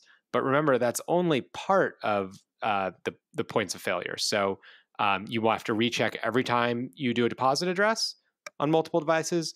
You have to be sure that it is your change is going to you and not your attacker. Remember that case of I send you 0.1 Bitcoin and 0.9 back to me, but 0.9 goes to the attacker. And then we still have to worry about the chosen nonce attack or the randomness on signing the K value in your ECDSA signature. So it's that what you described for experts, I think, is good, but it's very, very hard. And so I would say for normies, for an expert looking to store a small amount, I would say that makes sense. But for somebody who isn't an expert, just use a multisig product, do proper multisig, which is effectively 2 or 3 or 3 of 5, using multiple vendors where no vendor controls a quorum of your keys. And if you do that, it becomes hard to mess up. Practically speaking, there's a little bit of glue that you gotta, run Bitcoin Core and install this software and have these devices. So it's not like easy, but if you're tech savvy and you understand how these parts work, you don't need to write code. You don't need to be worried about like, what does this mean? And if I make one mistake, I'm going to lose all my money. All right, so let's get into the guide. So, I mean, you've written this guide. I've given a little bit of feedback here and there. It's called the 10x Security Bitcoin Guide. So let's start with, who is the target user for this? Yeah. So you understand the key concepts in Bitcoin. You get the idea that there's public keys and private keys, that you sign transactions, that there's this database of ownership called a blockchain, that you run a node to validate that database and keep a copy. You kind of have to understand like what the parts are. You're tech savvy, but you don't write code. There's no command line, but you are comfortable with software that I would say is somewhat in beta. And it's weird to have like beta software and say, but yeah, this is really good for like $100 million. And the reason is because the security of your Bitcoin is enforced by the Bitcoin scripting language. So you're getting the security of the Bitcoin network as far as making sure that those 2 of 3 or 3 of 5 signatures took place. The beta software is going to be a confusing dialog box, a button that's in the wrong place, a copy that doesn't totally make sense, a difficulty running it on this operating system or that operating system, a cross-compatibility issue. So it's a weird thing to say it's beta, but it's like totally more secure. And so hopefully people will internalize or understand that concept. But you have to be comfortable with beta software, the idea that there could be some weird workaround or awkward thing here or there. You take security seriously. If you don't care about security, single key is better for you. And you're happy with the price point, because if you want to buy the 2 hardware wallets, which is the absolute minimum, a Kobo and a Coldcard, I think you're at like over $200 already. And then you do need a computer, but you can use your main computer. You don't need a dedicated machine for this. At each step, there are like more advanced things you can do. And so there are ways to harden your security, and a dedicated machine is one of those. But the beauty of this massive multisig is that you don't need to go to the nth degree, because you have the security of multisig already, which is far, far more secure. So I call it the 10x Security Bitcoin Guide. I think in practice, most people who use this are only going to get 3 to 5x greater security than their current setup. The 10x requires things like a dedicated device, and there's a lot of different steps for hardening. But a 3 to 5x improvement is still fantastic. And it really becomes hard to ascribe like a dollar value to when you should upgrade your security. Some people go full tinfoil hat to secure $100, and others put $10 million on an open dime. So I can't tell you, this is the amount for you. A lot of people put $100,000 into Bitcoin. They're 100% in Bitcoin. It's all of their money. It's their life savings. It would be catastrophically bad if something happens to them. Some people write $100,000 bets and, could care less. And if it got hacked, it wouldn't even be a big deal to them. So I can't even tell you how to think about that. I can only tell you, if you're uncomfortable about it, this is the thing that works. And the security here is so much better than a single key setup. Gotcha. Yeah. So look, this isn't for grandma, but it is for let's call it the tech savvy user. And I think many of my listeners would fall into that camp. And multisig won't prevent you from entering your seed phrase into a web wallet. If you don't understand sort of the basics, multisig won't catch you there. I guess the one asterisk I would say on that is that you'd have to enter a quorum of your seed phrases into a quorum of web wallets. So you'd have to do it multiple times. But if you were tricked into doing it once, you'd probably be tricked into doing it multiple times. Although I will say that I just have so many horror stories of people messing up their Bitcoin who know better.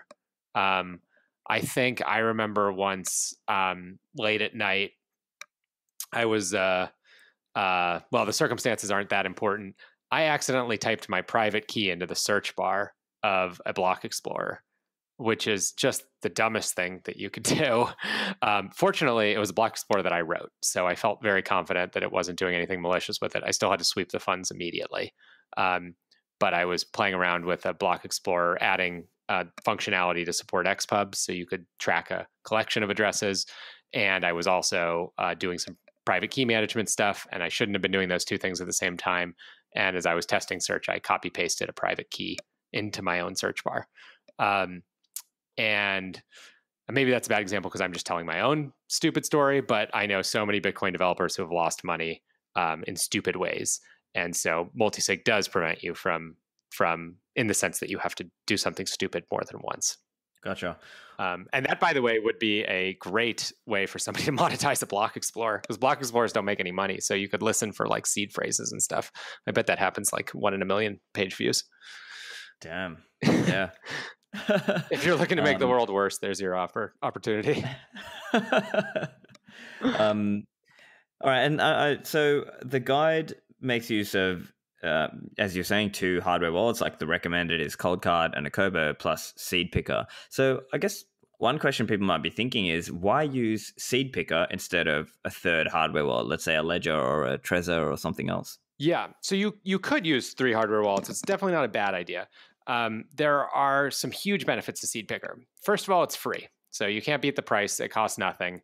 Telling somebody that to get started, they have to buy 3 devices is just a bit much. And so 2 is less to buy than 3. It also is the only provable random number generator. So we get back to this, only as stuff. It's the only one that's designed around being provable. It's sort of an end-to-end test. Like you put in the 23 words and everything else that comes out, the 24th word checksum, the extended public key information, that all is deterministic. You can do that many times. You can do it on many different softwares. You don't even need, for example, the software to be open source. Seedpicker is, and my complementary libraries called a human random number generator, or human RNG, that I have ones in both Python and Golang. Those are all open source, as they should be. But strictly speaking, this is a functional test where you're going to input these 23 words and you're going to get a 24th word and extended public key info. And as long as you're not connected to the internet and you're not saving anything, you're wiping the computer afterwards, you could do this in as many softwares as possible. And each time prove that, hey, I got the same output. This is valid. The only question mark is when I pulled these words out of a hat, was I somehow biased? And you can know that you didn't do that. And also, for a quick lesson in entropy, the 23 words is such a massive amount of entropy. One piece of feedback I've heard people say is that they're afraid their 2048 word list wouldn't be perfectly well shuffled. They'd cut out those words, put them in a hat, but maybe they're still a little alphabetical here and there. This is so much more entropy than you need, that you really don't need to be concerned about this at all. I know, for example, Stepan Snigarev of Spectre Desktop, he sometimes uses 12-word seeds for himself, to be fair, with a passphrase. So not exactly the same thing. But if you do the calculations on how much entropy it is, we're talking about like a mind-bogglingly large number. So you don't have to stress about getting it perfect. Another step that you might not get perfect is, technically speaking, in the BIP39 and 44 spec, you should put each word back in the hat between times where you pull it out. So like you could pull the same word twice in your seed. And to do it right, you should do that. In practice, it's kind of easier to pull them all out and put them on the table one at a time, and then have it that way. This is the type of thing where it's like the beauty of these large numbers and these massive multisig is that you just don't have to stress about it. If you don't put the numbers back in the hat, sure, you're not perfectly following the spec, but that's okay. And that's a good example of one of the many steps that gives advanced instructions in the guide, where the default is just do it the easy way. But if you want to be advanced, you can put a number back or put a word back each time and write it down instead. And that's okay too. One point though, I mean, yeah, the software is free, but if you want to use it in the proper way, like with a air-gapped computer that you haven't used for anything else and it's never been on the internet, well then I guess you do have to pay for a cheap laptop to do that with, right? Yeah, so this is one of the many asterisks on the guide. This is a great use of like a Raspberry Pi or a really old laptop you have laying around. But the other thing you can do that is totally free is you can use your existing laptop and you can run this software and then you can wipe it. That's one that's right, like Tails kind of thing. Or even better is to use Tails. So Tails is an operating system called the Amnesiatic Incognito Live System, or Tails. It's designed to be used for the privacy paranoid, but it's mainstream. So it like has Tor and a password manager and some basic functionality that you could use it as like your real computer if you were a privacy conscious type. But it wipes itself every time you shut it down. And wipes itself quite thoroughly. So it wipes the RAM to prevent a cold boot attack. And it's a free open source popular software. It also comes with Electrum pre-installed, which is kind of neat. So you could boot your computer using Tails, totally disconnect it from the internet. If you want to be paranoid, take out the hard drive, take out the networking card, but boot your computer with that, calculate your 24th word, and then boot it back into Windows or Mac or Linux, whatever you're running, and go about using your computer knowing that there should be no remnant of it. If you want to be 100% sure, obviously you need to have an eternally quarantined machine that you never reconnect to the internet, that you encrypt the disk, and that you wipe it. But this is accessible enough. And the point of this key is to be your recovery key. So it's your one key that is only if something goes wrong with the other two. And so it would be a good one to like put in a safe deposit box and say that safe deposit box goes to your family if something happens to you. And then, you can use that as part of your inheritance plan. So it's not one that you actively use, but if you need to, it's there. And the real reason that we're doing this is that 2 of 2 would be a terrible scheme. So let's say you did a 2 of 2 and there was some problem with one of your hardware wallets. Perhaps it was generating an extended public key that didn't correspond to your seed phrase. Your funds would be permanently locked up. So by using a 2 of 3, where this is your third, if something were to go wrong, you have the ability to go into that safe or wherever and get that third key and then use that with one of your other 2 hardware wallets. So it's a great backup. You can sort of sleep at night that if something happens, you'll be okay. Gotcha. Yep. Okay. And so we've done a lot of setup work, right? We're talking through some of the context and why certain decisions were made. So, I mean, you've sort of already touched on some of this, but in terms of coordinator software, maybe you just want to touch on why Spectre and not, say, Electrum, or perhaps not, being a wizard and using Bitcoin Core Multisig and, using the command line like a true hacker man. Yeah. So let's start with Electrum. So Electrum is that, feeling of juggling chainsaws in the dark. There are UI gotchas everywhere. It's things like you'll be on one page and the default radio checkbox at setup is checked. And when you hit next, it says error invalid choice. And you're like, ugh, why did it trick me into that default checkbox that wasn't usable? So it just has a lot of these things like that. The order of the keys that you put them in matters, I believe. And if you ask anyone who's very tech savvy and has used Electrum for multisig, they will tell you that it technically worked, but it did not go well. And Spectre is designed around not having these problems. Another one that's really big is Electrum has limited BIP39 support and deeply confusing messaging around this. When you try to import a BIP39 wallet, it warns you that they might drop support for BIP39 in the future, which is a very bizarre statement. I mean, if Electrum ever dropped BIP39 support, I imagine people would drop Electrum and switch to a fork of it that had BIP39 support. But even to use it, we're using Electrum, you can't create a BIP39 wallet. When you want to import your BIP39 wallet, you paste in or you type in that phrase, and there is no next button. because it's not compatible with their input format. And you have to find there's like a hidden options BIP39 checkbox. So that is pretty bad because all hardware wallets use BIP39 and it is the standard.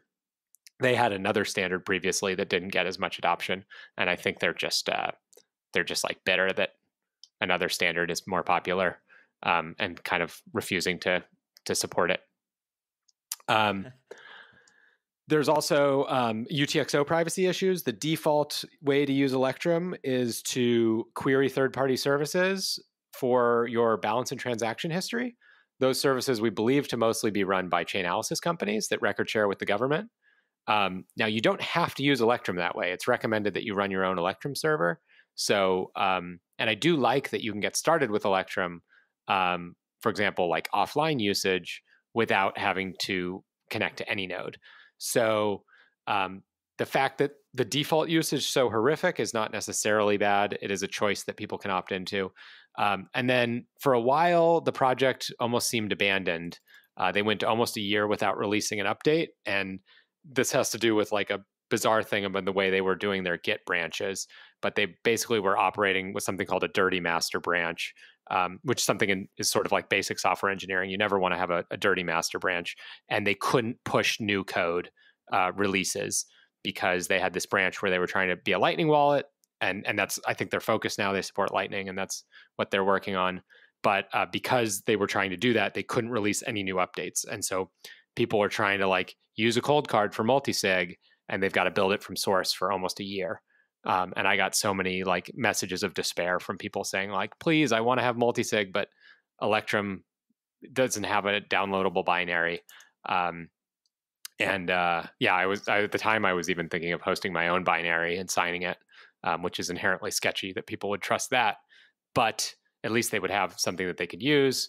But then Spectre came along and just solved all the Electrum problems and more. And I was very relieved when I was able to upgrade to that.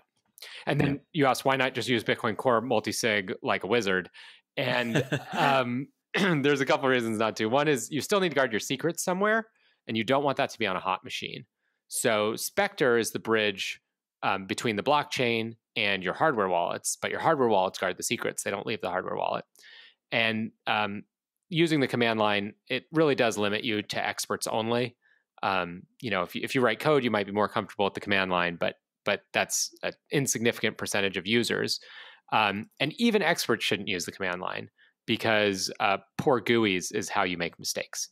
When I give that example of when I stupidly copy pasted my own private key into a block explorer, it's because I had a file open where I could do that and it would accept any input. You shouldn't have a position where you could be in to make those kinds of mistakes. And Spectre actually does use the command line interface to interact with your Bitcoin Core. Everything that Spectre does under the hood is making RPC calls to your Bitcoin Core and just organizing the data, displaying it. But it is effectively a way that you can be, if you want to use that term, you can be a wizard just by using Spectre. So a Spectre, I think, is the perfect balance of this. It just nails it. It's purpose-built for the task, and it really does a good job. The only negative I would say with Spectre is that you do have to run your own full node. And hopefully in the future, it'll be easier to rely on a friend or family member's full node. That will come with privacy and consensus validation trade-offs. But for many people, that might be worth it, and that would make getting set up even easier. That's why I submitted that pull request that uses these Merkle proofs so that you can validate your transaction was included in a block without having to even have that block. It is also cryptographically very cool. Merkle proofs operate in O of log n space and time, so they're incredibly performant. That will scale forever, and that was sort of Satoshi's cleverness in the original version of Bitcoin that he thought to put that in. Even though the Merkle proofs themselves didn't come for much, much longer, he enabled the functionality from the beginning.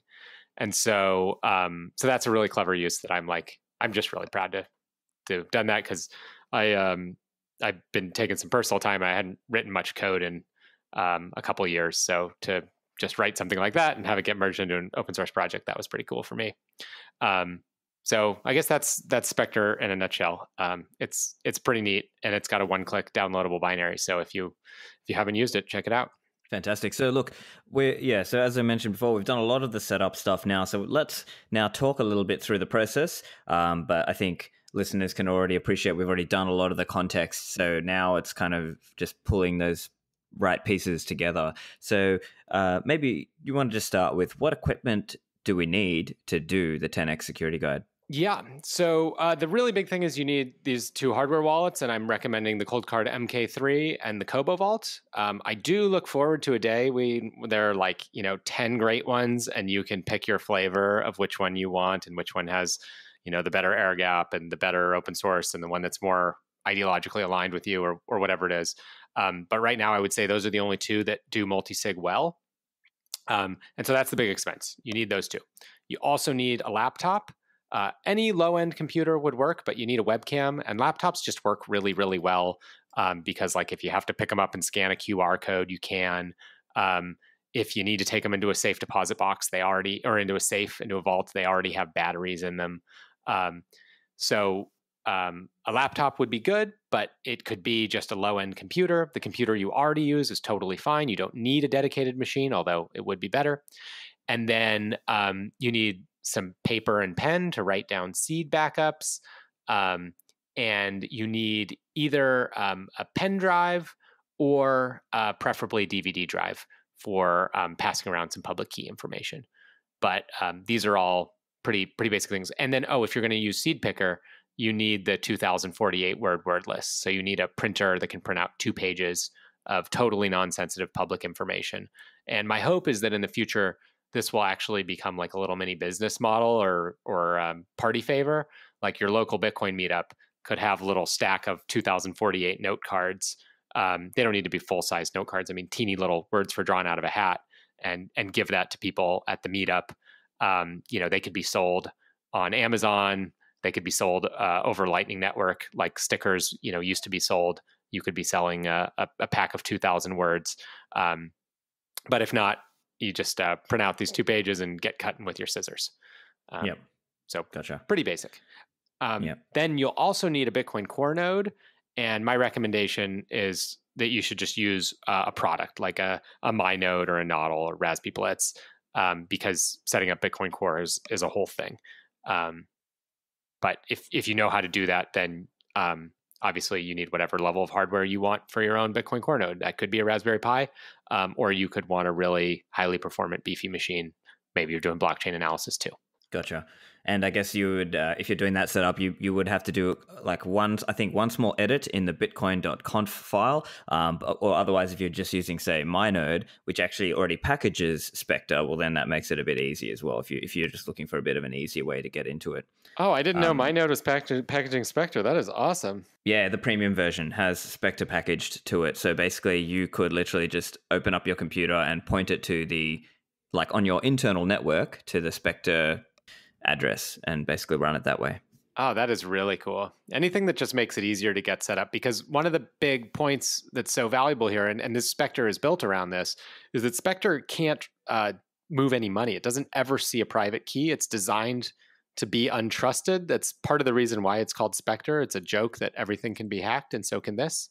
And so you don't have to worry about being extremely careful in this. Now, you should be worried because, it could still try to trick you and maybe you'd fall for it. But in practice, you don't have to have such level of paranoia or caution around your hot machine. You should be paranoid and cautious with your hardware wallets, but that makes sense. People already are. So that's really great that there's a one-click install. I did not know that, or deploy. Yeah. So that'll be another easy way for listeners to try this out.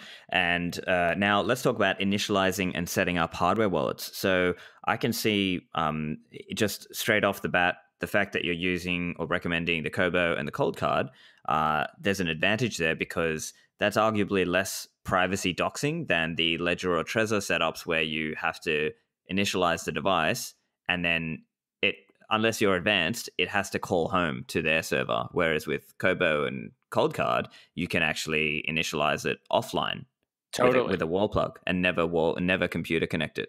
And one of the things that sort of reinforces is this design around PSBT or BIP 174 first. Both of these wallets have first-class support for partially signed Bitcoin transactions, and the mechanism there is that they don't plug into your computer by default and violate the air gap in order to interact. So when we talk about a ledger or Trezor being connected to a central server, we're talking about it being connected to your computer via hardwire, and then that somehow phoning home. In the case of Cobo and Coldcard, that's not how they're designed to be used. So with the Cobo, you can operate it with never plugging it in to your computer ever, which is really cool.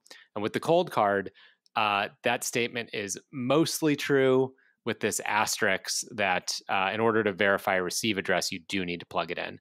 There's an open issue for a Coldcard for that. I really hope that they can do offline address exploration for multisig. They support it in single key sig. So I hope they're working on that. I hope it's close. It's sort of a complicated UX trade-off. But the idea is that these devices are designed to work without drivers, without installation, without phoning home.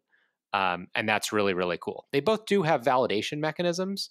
So, the Kobo will give you some sort of proof that the device is legit, which you can do all over the air gap. I forget the Coldcard one. I haven't done it recently, but there is some level of proof.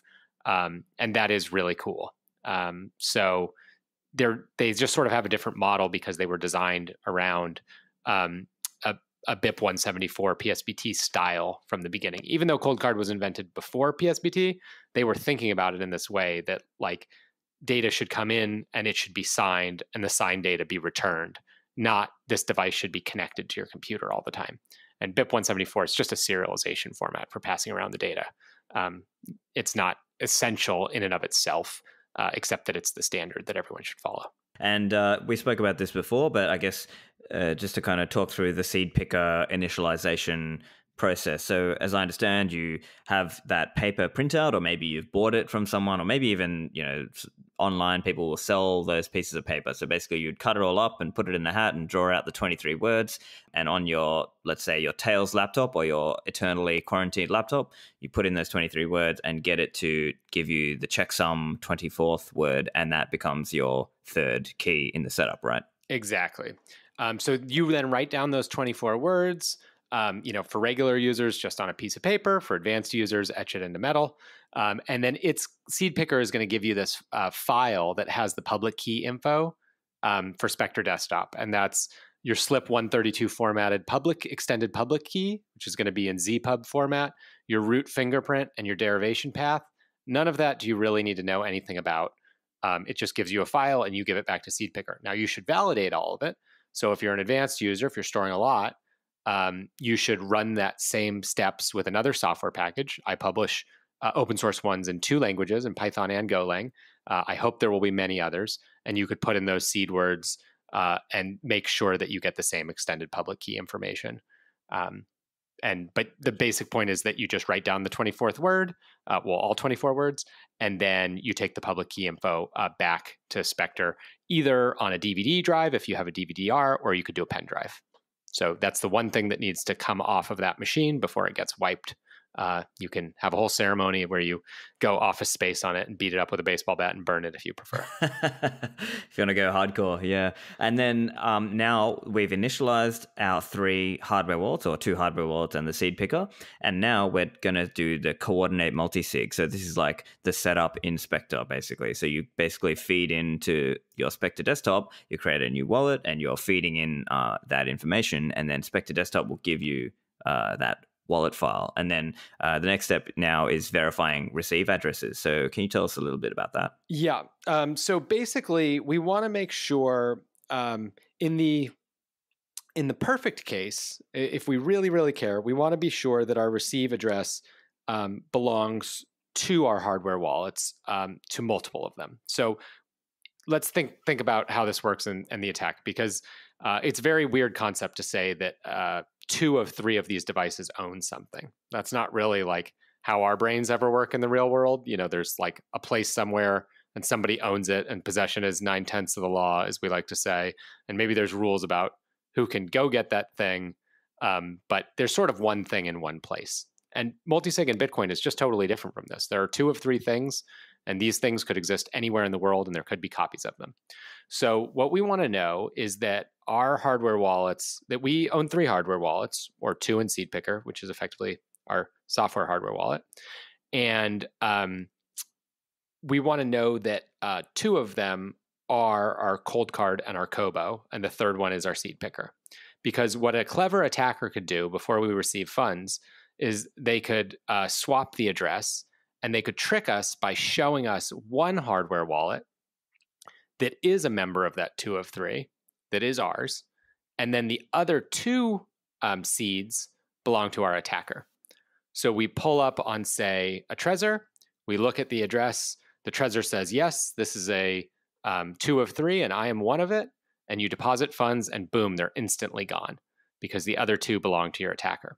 So what's nice about Coldcard and Kobo is that they both register the multisig as part of that setup, and they both keep track of that. So they both say, there are 3, I am these 2, I am this one, and these are what the other 2 are, and then they can confirm that every single time you verify a receive address. Now, that's not a guarantee, because if that, say, Coldcard or Kobo was compromised, and your computer was compromised, and you're looking at a receive address, and your computer's lying to you, and your Coldcard or your Kobo is lying to you, well, maybe it's not the case. So maybe you don't want to rely on that enough. Maybe you do need to get 2 of them in the 2 of 3 case.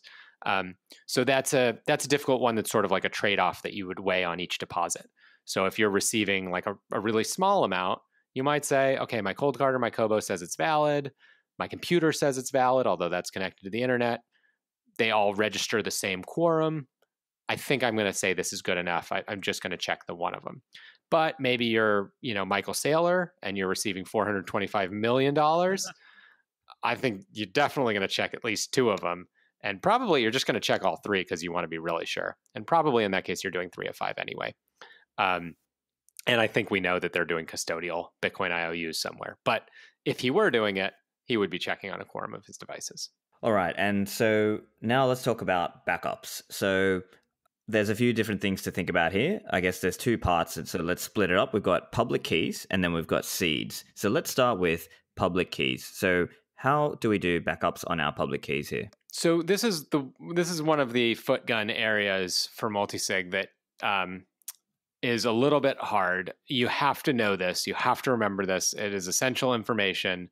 You must store all of your public keys and their related paths to be able to spend any of your funds. So you not only need the 2 of 3 seeds, you need 3 of 3 of your pub keys and related path information. And that's kind of annoying because people tend to think, oh, I have 2 of 3 multisig. I'll back up my seeds and I can guard 2 of them and be sure that I'll have 2 of them no matter what. I got that. And I'll put, say, the pub key information with each seed, but I'll just put the pub key for that seed with that seed. And the problem is if you didn't have all 3 of your seeds, well, would you have all 3 of your pub keys and related information? And so the recommendation that I have in this guide is that unless you're an expert user, you should put all of your pub keys with each of your seeds. So if you have a backup of seed A, with that backup of seed A, say etched in metal, on a USB drive, you have pub key A, B, and C, and all of its related metadata. And Spectre Desktop makes that really easy. So one-click export, put it on a USB pen drive, put it in the vault. But that is one extra step. 2 of 3 is not enough. You need 2 of 3 plus all of your pub key information. And this does present a new negative that is unfortunate, which is that pub key information doxes some of your privacy. So imagine this was sitting in a safe deposit box and a banker looks you up and says, oh, Stefan Livera, that guy, he's a Bitcoin podcaster who's famous. I bet he has a lot of Bitcoin. And he drills the safe. Safe deposit boxes are a good place, but nothing is 100% secure. And he drills the safe, and inside he finds a list of all your pub keys. And he goes on the blockchain and he sees all the funds you have. That's a little bit scary. Now, we started from the premise that he drilled your safe. So, that is already better than the single key situation where it was just you had a seed phrase sitting there and they just stole all your Bitcoin. But now he knows, okay, this is how much Bitcoin you have. Maybe I know your home address or your work address, and I have one of your seeds. Now I'm going to go try to find the other one. So that's sort of one thing that is not perfect. There is an improvement on the horizon for this, where you could do some sort of a quorum system where you needed like 2 locations to be compromised in order to get any pub key information. But that has to do with a longer discussion on BIP32 paths.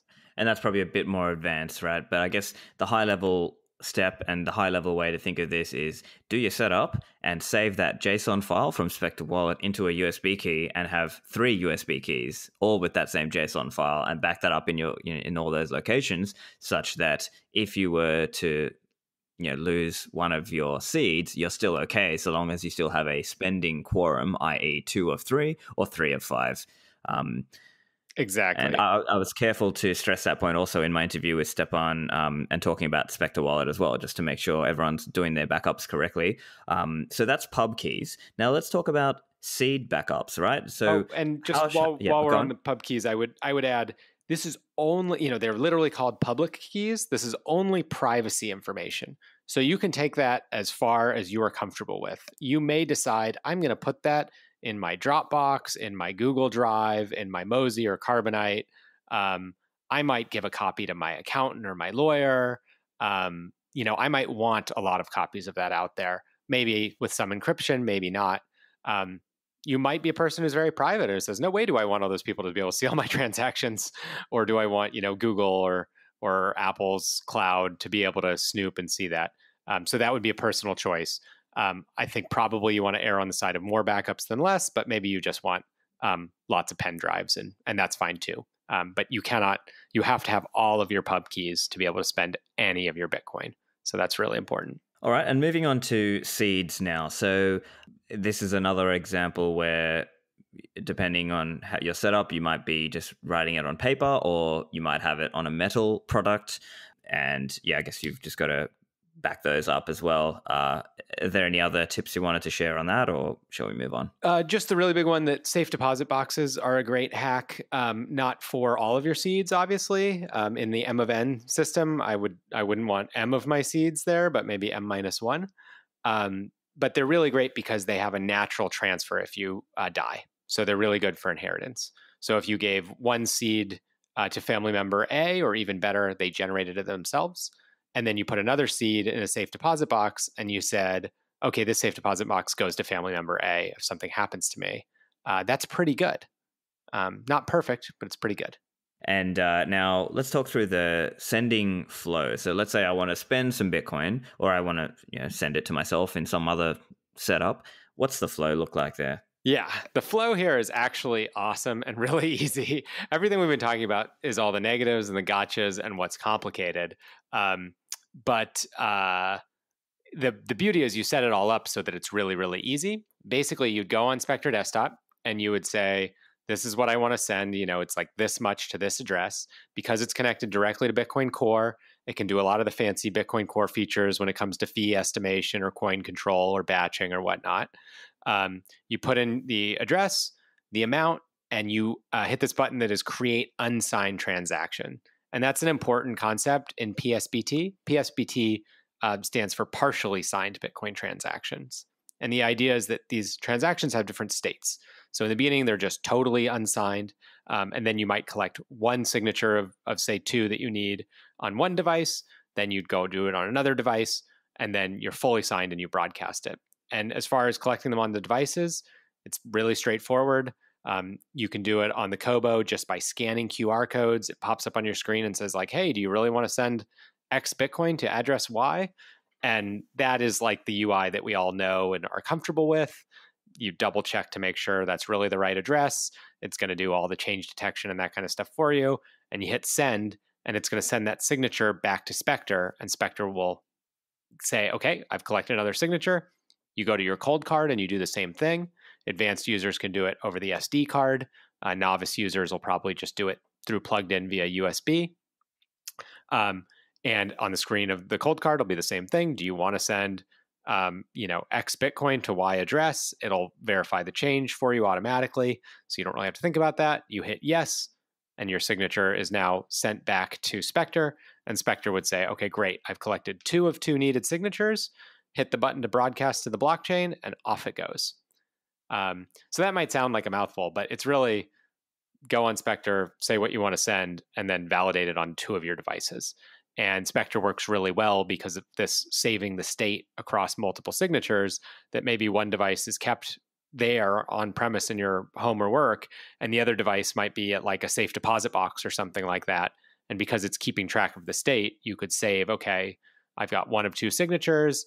I'm going to take this, piece of information in my safe deposit box and do a signature and then bring it back. And now I'll collect it and broadcast.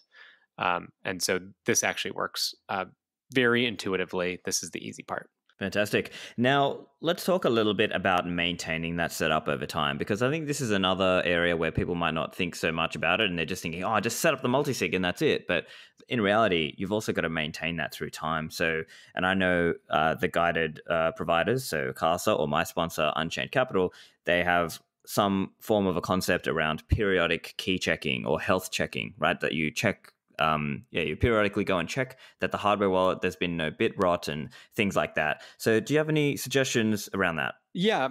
So the services are good because they can kind of force you to do this. Like, it's almost like going to the gym. Nobody's like, oh, today's the day I really am excited to go check my backups and make sure they're still there. By performing a signature, it's sort of the ultimate proof because you've like used the private key. You don't have to be so formal about it. I mean, you can just go visit your safe deposit box and look and see that you have your seed still there, and that's enough. Like, if the hardware wallet device failed, well, you could put the seed on another hardware wallet. So I like that they formalize it and have a process, but it's sort of something that you're backing up your seed phrases for this very reason. So if anything goes wrong with one of your devices, you could always load this into another device. Even in the extreme, it's not the easiest to use, but you could load this seed into Electrum and use that to sign. So it's not so much about the devices and whether it's still performing well. It's really just about, do you have, M of N of your seeds? And so you want to check all your seeds with some frequency. Maybe you check monthly, maybe you check yearly. It depends on how you see the risks. Maybe you have a seed that's buried in a mountain and it's not so easy to dig up. And maybe you have a seed that's sitting on your desk and you check it every day. That's sort of a personal thing. But what you really want to make sure is that you have those collection of all your pub keys, which is going to be on your Spectre Desktop machine and savable as a JSON file. And you have M at least of your seeds, but really you should have all N of your seeds. So you want to go be checking that. But those are backed up on paper or preferably etched into metal.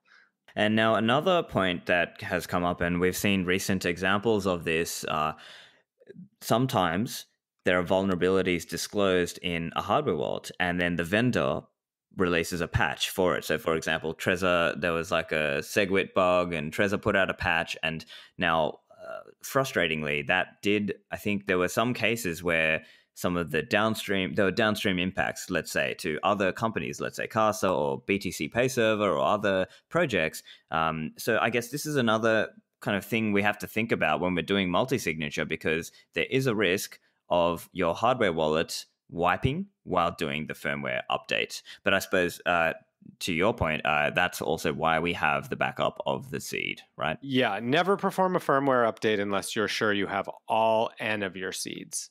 If you only have M of your N seeds, meaning losing a seed would cause you problems, definitely. I mean, first of all, get yourself to a system where you have all N of your seeds. Rather, you should always have all of your seeds. So, like, if there was a fire or flood or something, and you lost a seed, immediate step one is that you need to have all N of your seeds. You need to regenerate a new one and add it to your quorum and cycle out the old one.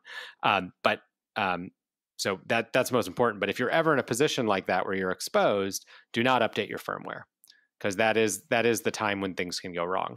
Now, this is another thing that I'll point out that is good about the Cobo and Coldcard BIP174 native design, because they're designed around being air-gapped and having the signature step be like very explicit, and one piece of data gets passed back and then the signature gets returned. Because they're designed that way, they don't interact with a web browser. There's not like a Trezor bridge type situation. that could be pushing a user to do an update.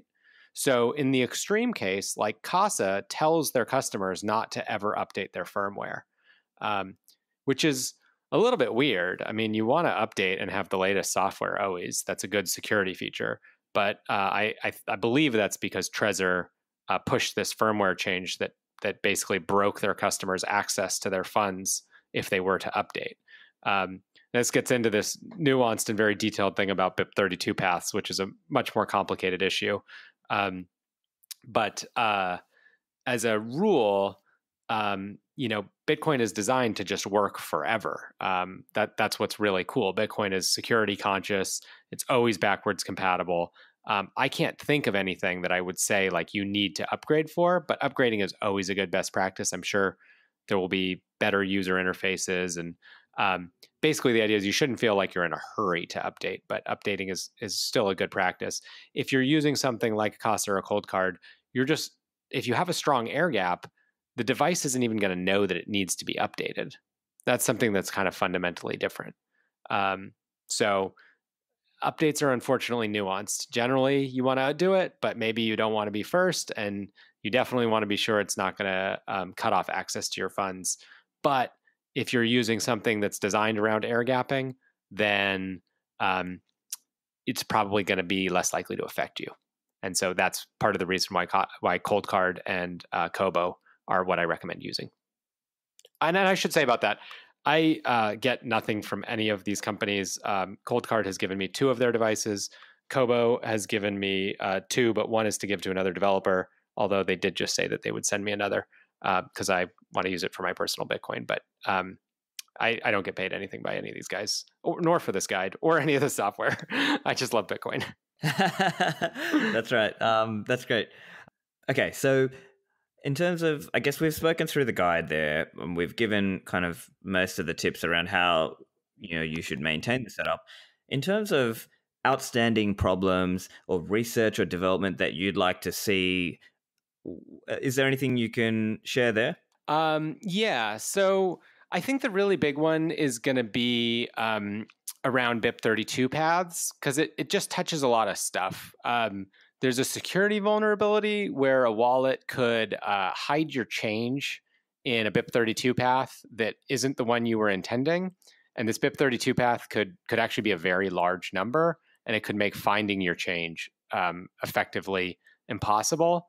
And so you could be like ransomed to find your own change. That's kind of the attack. And so that's where a lot of the controversy is. And that's part of the reason why, like, for example, address exploration in Multisig on Coldcard isn't that well supported with the air gap. And so if you allow for more paths, then there's more room for things to go wrong.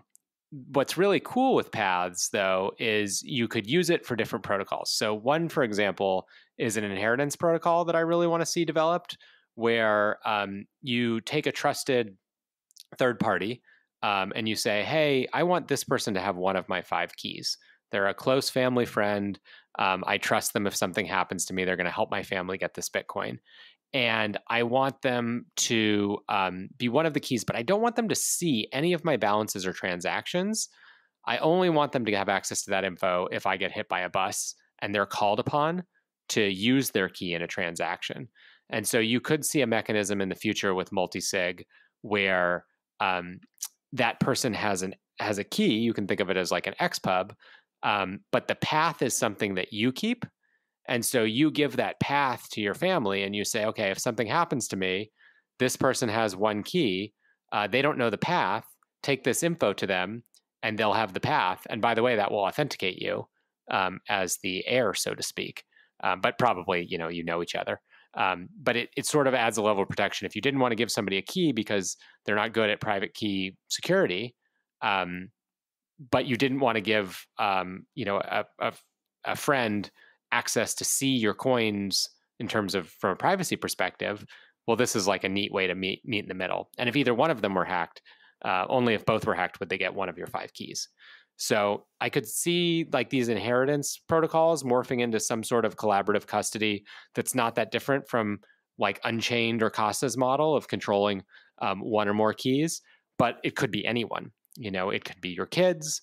It could be like a service that maybe I could even see Bitcoin influencers saying like, hey, I'll guard one of your keys. And if you ever need me to use it, I'm going to take a 5% fee or a 10% fee. But you can immediately start increasing the size of your multisig. And from their perspective, it would just be one more path along a key they already guard.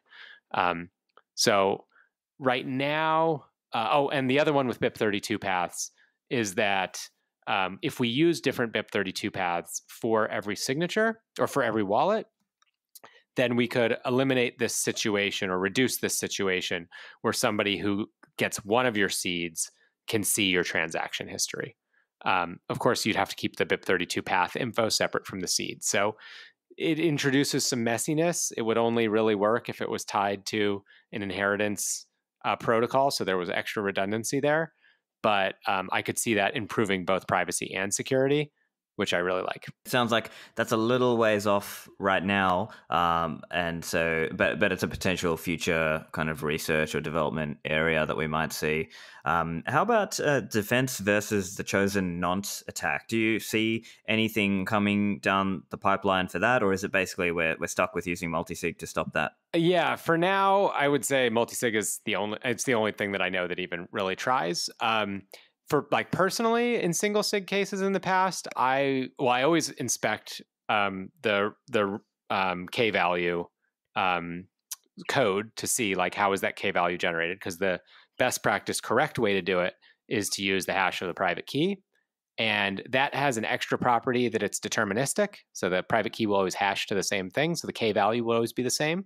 So if you perform the signature twice, say on like two different devices that both have that private key, then you can guarantee that at least it's using the same nonce.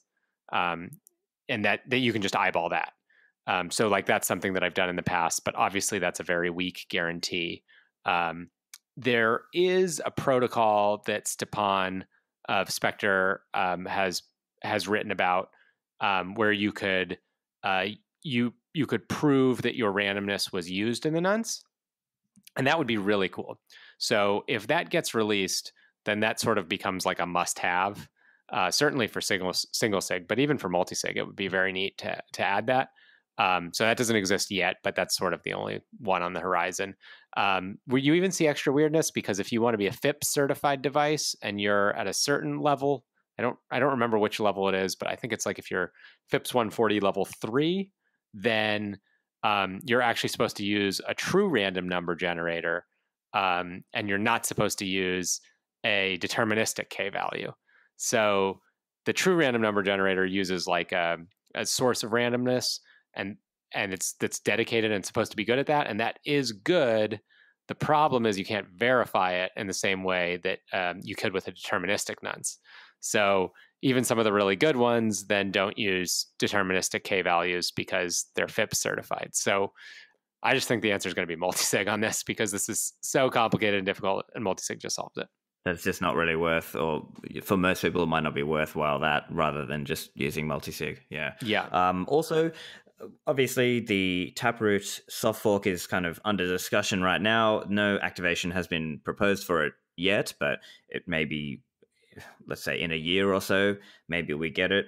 And I know that Taproot introduces a whole new world in terms of possibilities. And so some of the guys at Blockstream and I think other collaborators are working on what's called Multisig 2, which is like a new way to do multisig. But as I understand, and again, a lot of this goes beyond me, but my understanding is Taproot can introduce more like interactivity. And so that would change how people use multi-signature and hardware wallets. So do you have any thoughts on what that would look like? Yeah. So the last time I dug deep into the code on this was maybe 9-ish months ago, and it was a working version then, or proof of concept that could change. And I know there were some minor changes at least since then. So I'm definitely not an expert. I don't want to claim to know more than I do.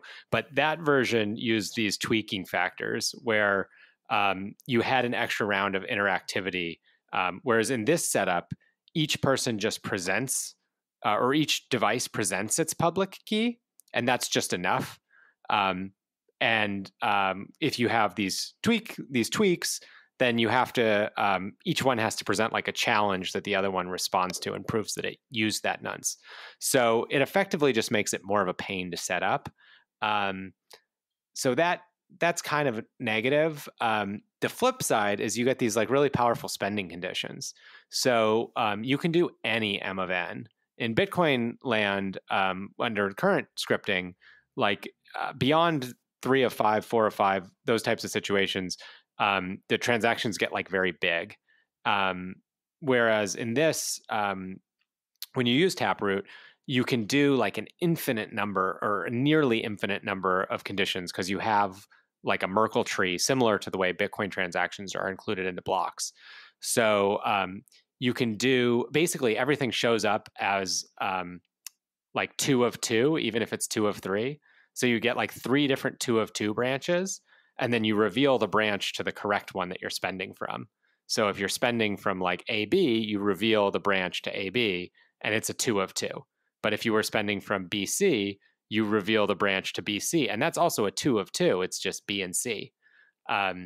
So that's like a very neat thing cryptographically, and you could have like an enormous number of spending conditions. But keep in mind, we already can do these with like op-if and op-else. So like it would be totally possible right now to have a script template where you said, okay, for the next, say 5 years, I want these funds to be guarded with this 3 of 5. But after that, for the next 5 years, I want them to be guarded by this 2 of 3. And after that, as like a fail-safe, just any, this 1 of 1 is good enough. And after that, for the next, like now we're at 10 years or 20 years in the future, for emergency recovery, like any one of these, like of all of the keys that we just talked about, say these, I guess that was 9 different options there. Any one of the 9 would be enough for like emergency recovery. And you could already do something like that. You just pay a big transaction fee and you'd like reveal a lot of that information when you go to spend. So these improvements are definitely improvements, and they are better. And you would get better transaction fee savings, and there's a little bit more privacy. But in terms of for security, you want multiple hardware vendors that support this. And like we're just taking years to get the basics out. I think it's going to be a really long time before we have multi-vendor hardware wallet support. I would love to be wrong about that. But I don't think it's like, as far as the use case, that this should hold anyone up.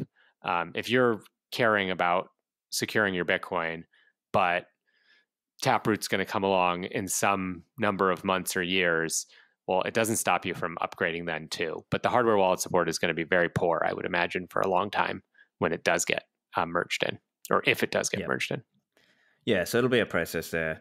One other topic that is interesting is around QR codes. So there's been some discussion that, and perhaps this is one of the responses from some of the people talking about hardware wallets and multi-signature particularly, is that if you were to try to transmit a PSBT through a QR code, and let's say it's a very big transaction, that might now require multiple QR codes. And so there's a little bit of research being done. I know the blockchain commons guys like Christopher Allen and some of the other guys are working on this idea of having like a GIF that transmits through QR codes to get more data through.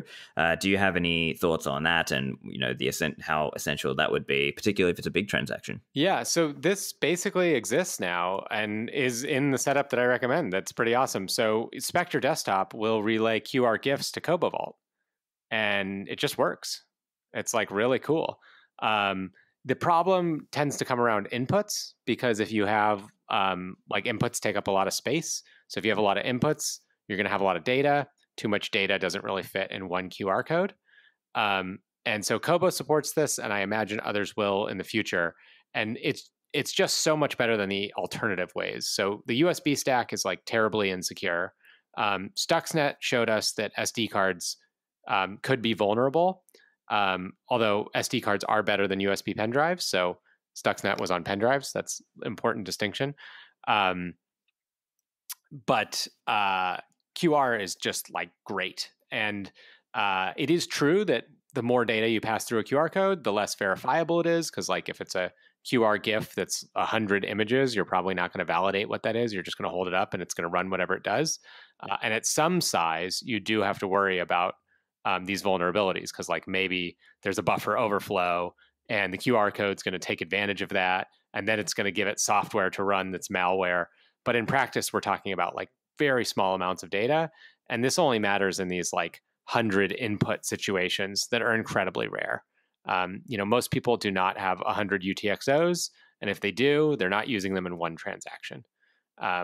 So it's not a zero risk, but QR gifts work great. If you've ever used a QR-based hardware wallet, it is a magical experience. Once you do, you're just like, oh man, this is what every hardware wallet needs to be.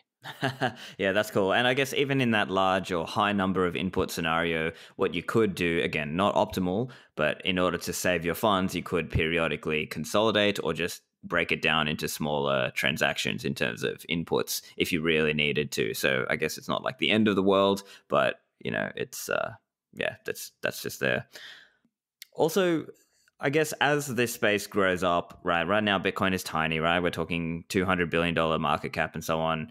The open source secure element, I guess that's kind of like people are kind of chasing after this idea potentially in the future, like once the space grows up. Does that, in your view, help much, or in your view, it's like it doesn't matter that much if you take the right steps? Yeah, I mean, that would be really cool. I would love to see an open source secure element. That said, multisig makes this not a big deal. We can already prevent against so much by just adopting good multisig, and it's now available. So historically, it was like a theoretical thing, but now it's just real. In order for these secure elements to be useful, they have to have pins. And that's part of their whole magic, is that you only have so many attempts, and then this thing's going to lock you out. And so that's what gives you your physical security. Physical security requirement kind of changes in a multisig world, where you're probably just going to keep seed phrases in multiple places laying around, safe deposit box and buried in a mountain type of thing. But still, there's no encryption. Somebody who sees that seed phrase can just use it. Now, you could do the deniability with a passphrase, but the point being that for secure elements to like really be useful, you need these pins, and then the pin presents a new issue. So I think open source secure elements are the type of thing that like we will see it happen at some point. It will be awesome. I'll want to have that as part of my quorum, but it won't be like a game changer. Gotcha. High level, if we were to just kind of summarize, so what we've spoken through is like DIY multisig, right? Doing it yourself.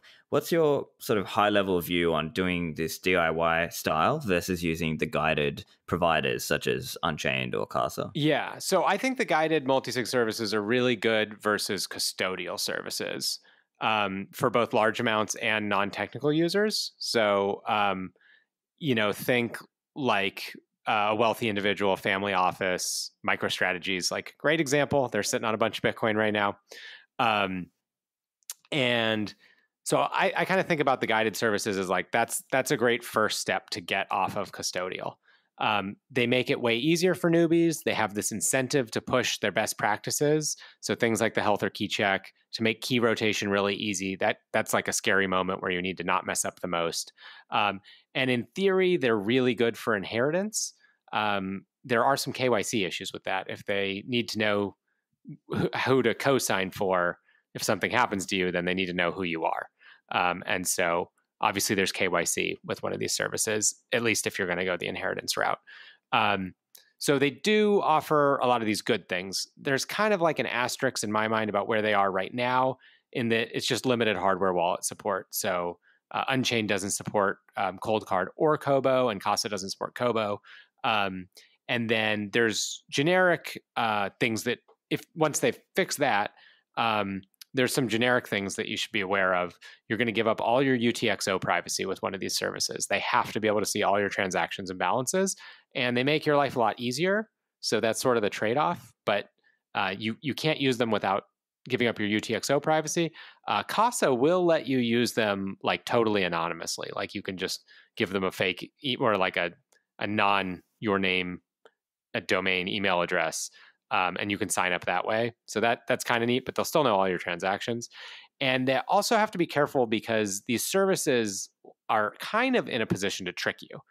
If you really know what you're doing, you'd catch them. But if you really know what you're doing, you probably would be doing it yourself. So an example of this is that, like, let's say it's a 2 of 3 and they mailed you one of the hardware wallets, and that hardware wallet is a Trezor that doesn't register the rest of the quorum. When you go to verify deposit address, which they show you on their website, and you verify it on the Trezor, well, you verified one of three, but they could have the other two. Now, I don't think that they would do this. There'd have to be a lot of people in on it. This is only when you're depositing, but it's an example that's like, ooh, I don't want to be in the trust business.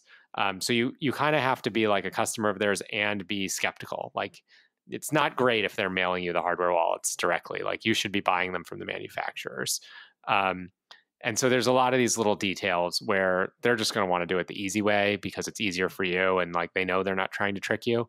But your security model can start to blend a little bit if they're giving you the devices and they already have the seeds on them, and they're showing you the deposit addresses on the screen. It starts to be like, well, how much of this is me and how much of this is them? One other point I was just thinking about now as well is when you are accessing your setup. So let's say, we do this setup and you've got the 3 different keys distributed into 3 different locations. I suppose you also have to think about how you're actually doing the signing process, because you wouldn't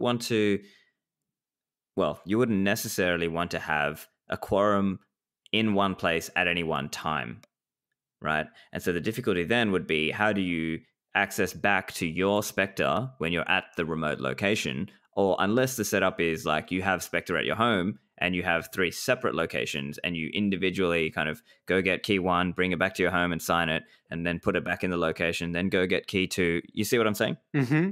Yeah, it's unfortunately a tricky one that everyone has to like think through these locations for them.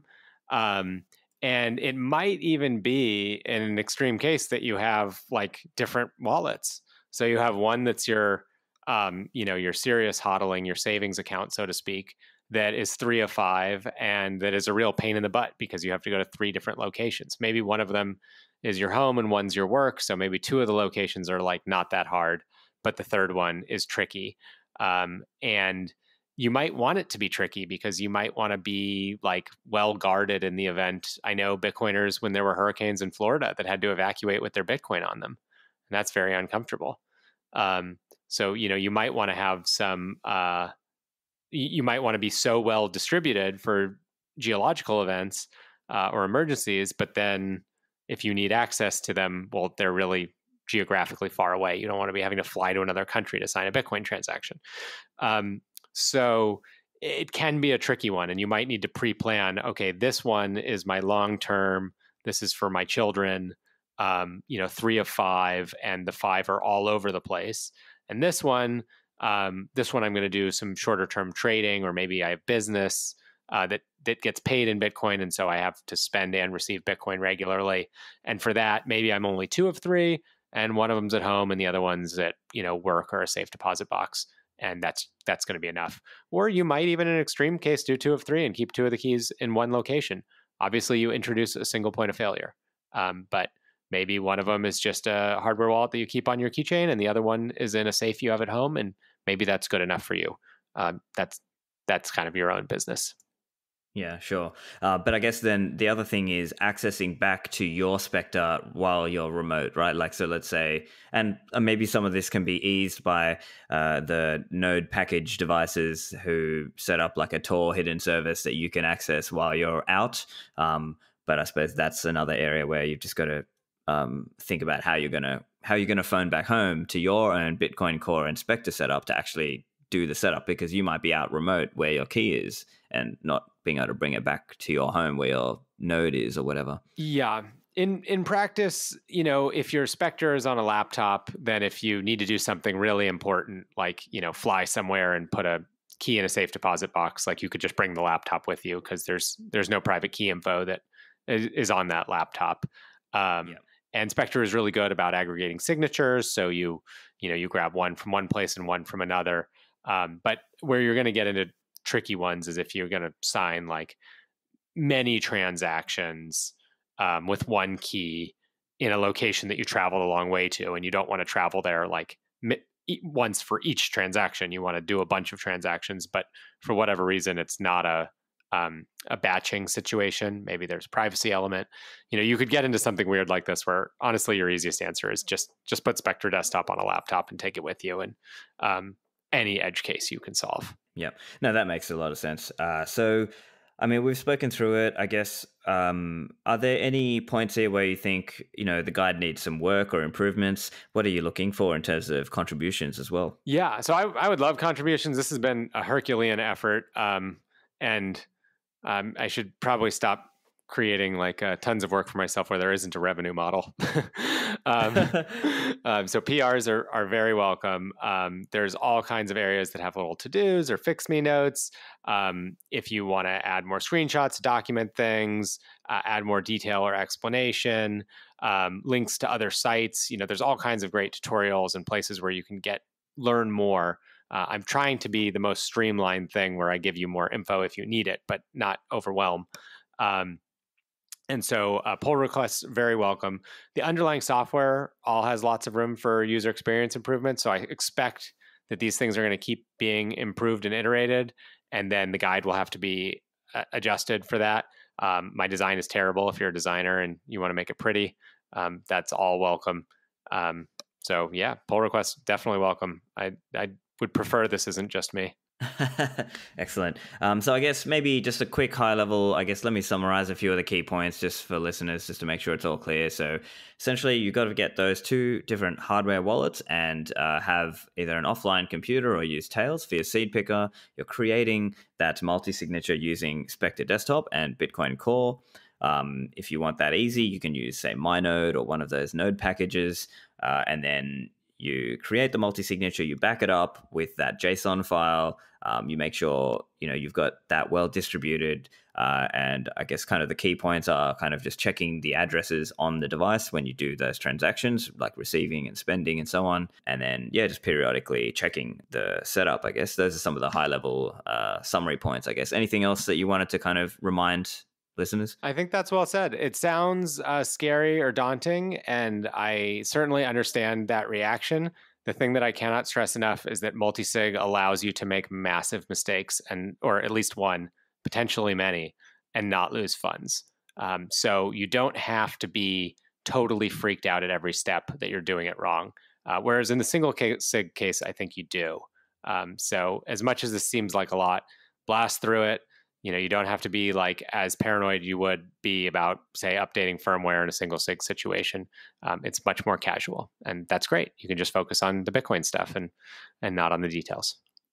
Yeah, and I guess one other thing you could do is, let's say you're already sitting on single signature right now and you're paranoid and you're like, oh, what do I do? Well, what you could do is just try this multi-sig guide with a small amount, right? Try it with $10 just to get comfortable with it, and then over time, as things improve, as you become more confident in it, then that's when you could start to more seriously use it for larger values. Definitely. And one of the ones, a good example of opportunity to put new stuff in the guide, testnet is a great place to do this. And Kobo recently added support for testnet. Coldcard has had it forever. And so you can do all of this on testnet. I highly recommend it. Testnet is free. You should practice a ton. And so, yeah, I should have led with that. Testnet is your friend. You should definitely use testnet. Excellent. All right, so listeners, you can get the guide it'll be in the show notes, obviously, btcguide.github.io. And Michael, where can people find you online? Best way to find me is on Twitter. It's @mflaxman. And good luck storing your Bitcoin. Thank you very much for joining me. Take care. I hope you enjoyed the show there. Give Spectre Desktop a try. I've found it really slick in the time that I've been playing around with it. And for those of you ordering a Coldcard from the coinkite.com website or a Kobo Vault from the Cobo store, you can also use the code Livera for a discount there. Get the show notes at stefanlivera.com/215. Thanks for listening, and I'll see you in the Citadels.